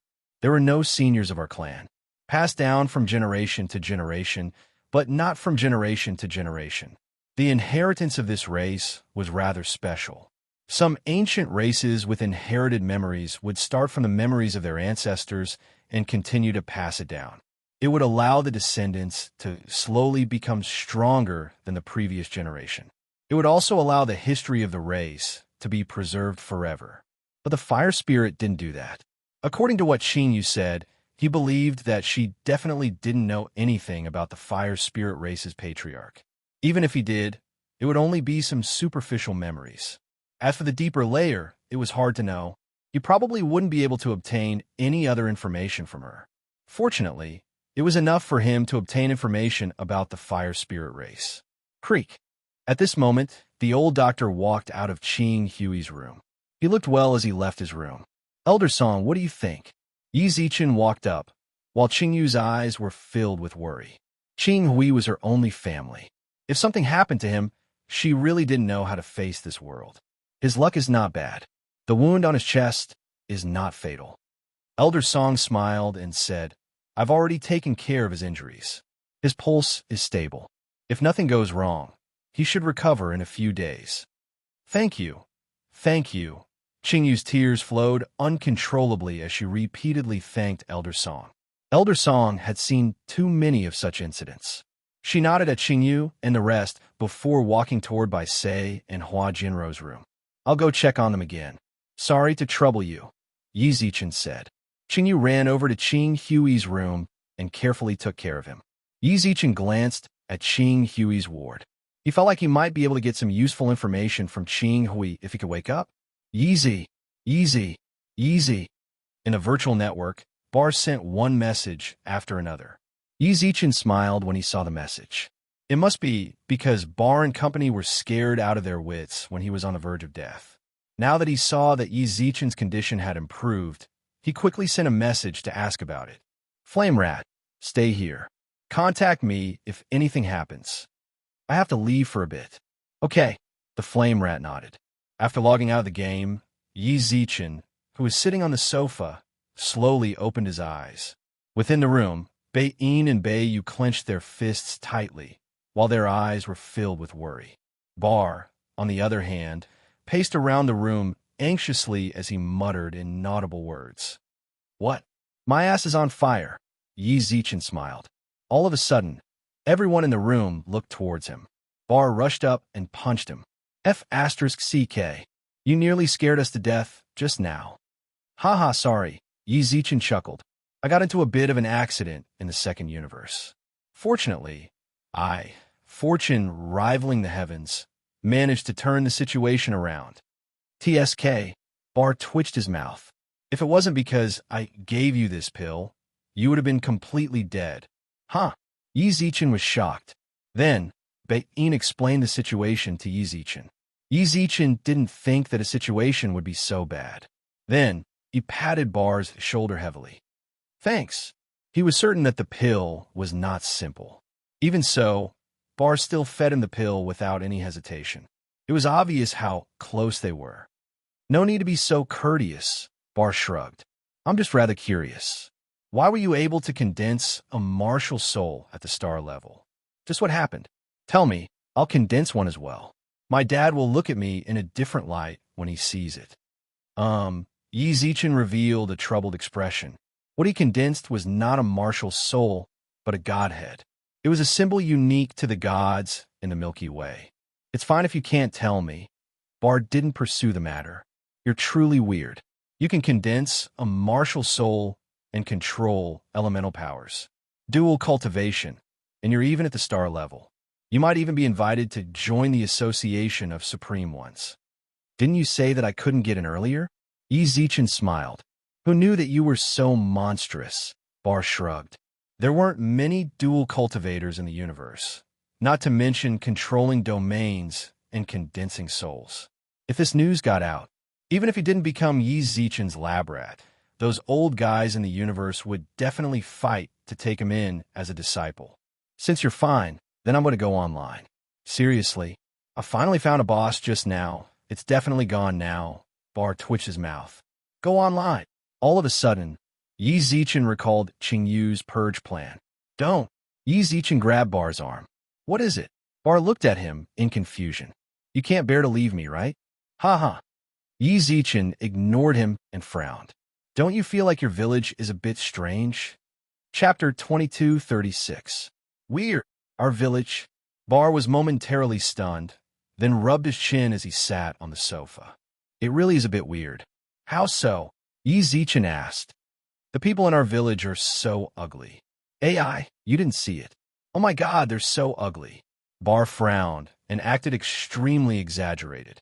I'm telling you, they're even uglier than my lion woman. F asterisk CK off. Yizichin slapped Bar's head.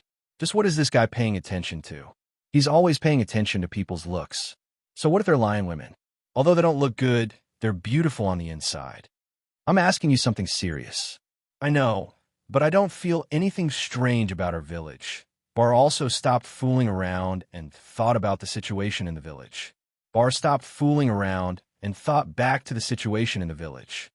It was during this time that the natives in the village began to fight with us for resources. A portion of them are hostile towards us. That's very normal.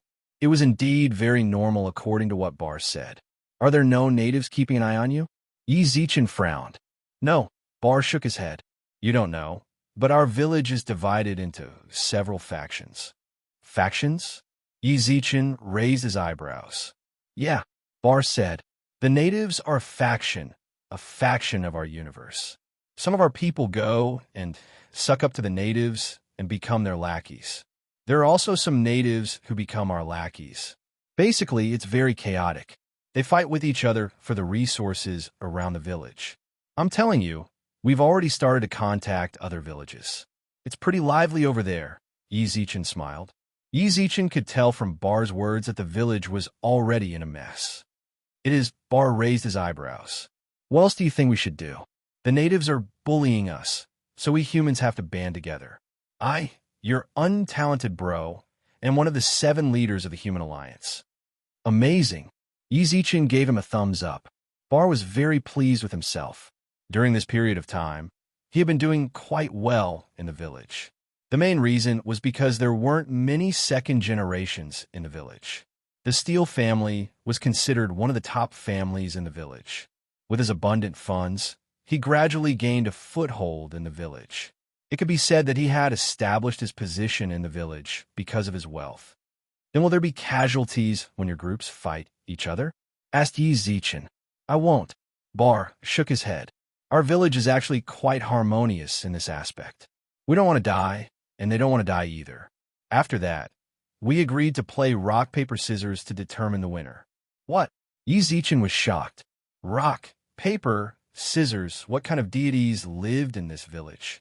How could they do something like this? Yes, it is rock, paper, scissors. This is the result of a joint discussion between the leaders of the human race and the Aborigines. Bar said, we were the ones who taught them rock, paper, scissors. They thought it was very reasonable, so they decided on it. We've also signed a treaty. We can fight among ourselves, but if there are outsiders, such as other villages that don't know what's good for them and come to touch our territory, we'll band together and get rid of them first. F asterisk CK me. Bar's village was quite nice. At the very least, from what Yizichin heard, the villagers were very rational, although using rock, paper, scissors to determine the winner was a bit rash. From the perspective of other aspects, their village could be considered to be harmonious. Yizichin was very envious of how united they were against outsiders. Actually, it's not just our village. The other villages are pretty much the same. Bar shrugged. What? Is there a huge conflict between your 2 villages? It's not a huge conflict. It's just that there's no way to coexist. Yizichin let out a deep sigh. From Bale's words, Yizichin had actually wondered whether their village would be as harmonious as it was without Commander Hua. There was still a large portion of people in the village that maintained their rationality. It was just that Commander Hua was rather good at brainwashing. Then are there any Aborigines in your village that can use elemental power? Yizichin asked. Nope. Bar shook his head. All right, then I understand. Go online. With that, Yizichin sat down on the sofa. Bar seemed to be in a hurry as well. Someone must have sent him a message in the virtual network to hurry him up. Be careful. Yizichin patted Bar's shoulder before going online. Of course, Bar's village shouldn't have any problems. Right now, the main problem was with his own village. Purge plan. Should I make a post on the forums to notify the others? Or should I say in the game? Zichin Ji. Bayu walked over with a cup of water. Hearing that, Yizichin patted her head. You're awake. Bayu pursed her lips. I've troubled you. She was referring to the matter of her being kidnapped. Yi Zichen smiled. Why are you telling me all this? But I heard that you found a lot of experts to directly fight against the mercenary alliance, Beiyu bit her lips. If it wasn't for me, you wouldn't have gotten into a conflict with the mercenary alliance. Despite saying that, Beiyu still felt a sweet feeling in her heart. When she returned to her class, all of her classmates came to ask about her situation and excitedly described how Yi Zichen suppressed the mercenary alliance's generals in order to save her. Everyone was talking at the same time, one after another. Unconscious, she didn't know the specific situation, but from the mouths of her classmates, she could roughly imagine a big scene. The mercenary alliance, sooner or later, I will become enemies with them. Yi Zichen squinted his eyes with a murderous glint. Regardless of their relationship with the Sanyue galaxy, or the fact that they had kidnapped Beiyu and forcefully tried to pry in her memories, Yi Zichen couldn't tolerate or forgive them. Yi Zichen will note all of this down bit by bit. When the time comes, I'll return everything to them. Zichen-ji, haha, don't be afraid. Patting Beiyu's little head, he said, just focus on your studies and enrich your strength. Don't forget that you are the one who will protect planet Beiyu. I know. Beiyu clenched her fists, her eyes filled with determination. Future God. The future God. At that moment, Yi Zichen received a message from the flame rat in the virtual network. The urgency in the message made him, who was sitting on the sofa, feel a chill in his heart. Could it be that the natives had found their way here? Yi Zichen frowned, then directly connected to the virtual network. He logged into the game. Chapter 2237. Logged in. When Yi Zichen returned to the second universe, he was still at the equipment store he logged off from, before Yi Zichen could react. Then, he smelled a wisp of delicate fragrance. Future God. The sweet voice caused Yi Zichen to feel a chill down his spine. He tilted his head and saw rouge-faced Powder giggling as she looked at Yi Zichen with watery eyes. Is she future Big Bro's lover? Qingyu asked. I don't know. The flame rat shook his head. I heard Rojies say that she's in a hurry. Rouge-faced Powder, who refused to let go of Yi Zichen, tilted her head. Her face under the veil was a bit dark. I can hear it. During that period of time, Yi Zichen also pushed her hand away and maintained a suitable distance from her. This girl is getting bolder and bolder. Before, it was just verbal confessions, then flirting. Now, she's directly doing it. How did you get here? Yi Zichen told Chicano not to let anyone in, but rouge-faced Powder appeared in the equipment store. Sire, this girl wanted to force her way in. Chicano smiled wryly. I wanted to stop her, but I couldn't. Then, your friend said that he knows her, so I let her stay here. It's fine, I'm not blaming you. Zhao Xian smiled towards Chicano. Then, he sighed again and looked at the rouge and makeup. What exactly did you come here for? If there's anything important, then just contact me on your friend list. Why did you have to come here? Can I miss you? Rouge-faced Powder tilted her head. Even in front of so many people, she did not seem embarrassed at all. All right, I won't joke with you anymore. I'll just laugh. Sensing Yi Zichen's expression, rouge-faced Powder pursed her lips and shrugged. I came to save my two love rivals. Love rivals? Yi Zichen didn't understand. Aren't Bai Sei and Hua Jinro about to die? Rouge-faced Powder shrugged. Don't you think I'm too kind? I even know to help my love rivals and didn't hit them when they're down. Remember to give me bonus points. As she spoke, rouge-faced Powder winked towards Yi Zichen and pointed playfully with two fingers. Huh. The flame rat and Yi Zichen couldn't help but be shocked. The two of them looked at each other, both of them equally shocked. You misunderstood, said Yi Zichen. He had nothing to do with Bai Sei and Hua Jinro. They were just good friends. No matter how one looked at it, they did not seem like lovers. Yeah, Sister Ro is already engaged, the flame rat said. What do you know? Rouge narrowed her eyes. Do you know what will happen in the future? So what if they were engaged? Couldn't they break up after getting engaged? Don't say I didn't warn you. Stay away from that heartless man. He's not a good person. Hurting your sister Ro will also hurt you in the end. What nonsense are you talking about? The flame rat yelled. TSK, rouge, and face Powder pouted. She was too lazy to deal with the slightly angry flame rat. Can I go in and have a look? I'm really here to save them. Sure. After gently knocking on the door, Elder Song spoke. Enter. As they entered the ward, Elder Song was still treating by Sei and Hua, Jinro's wounds. Wow, it's really tragic. Rouge and face powder hugged her shoulders and walked around by Sei and Hua Jinro. She raised her hands and pinched their cheeks.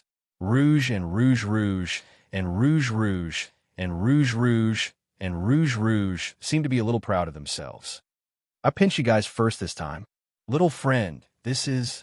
Elder Song was confused. This is my friend. She said she's going to treat them. With that, Yi Zichen spoke up.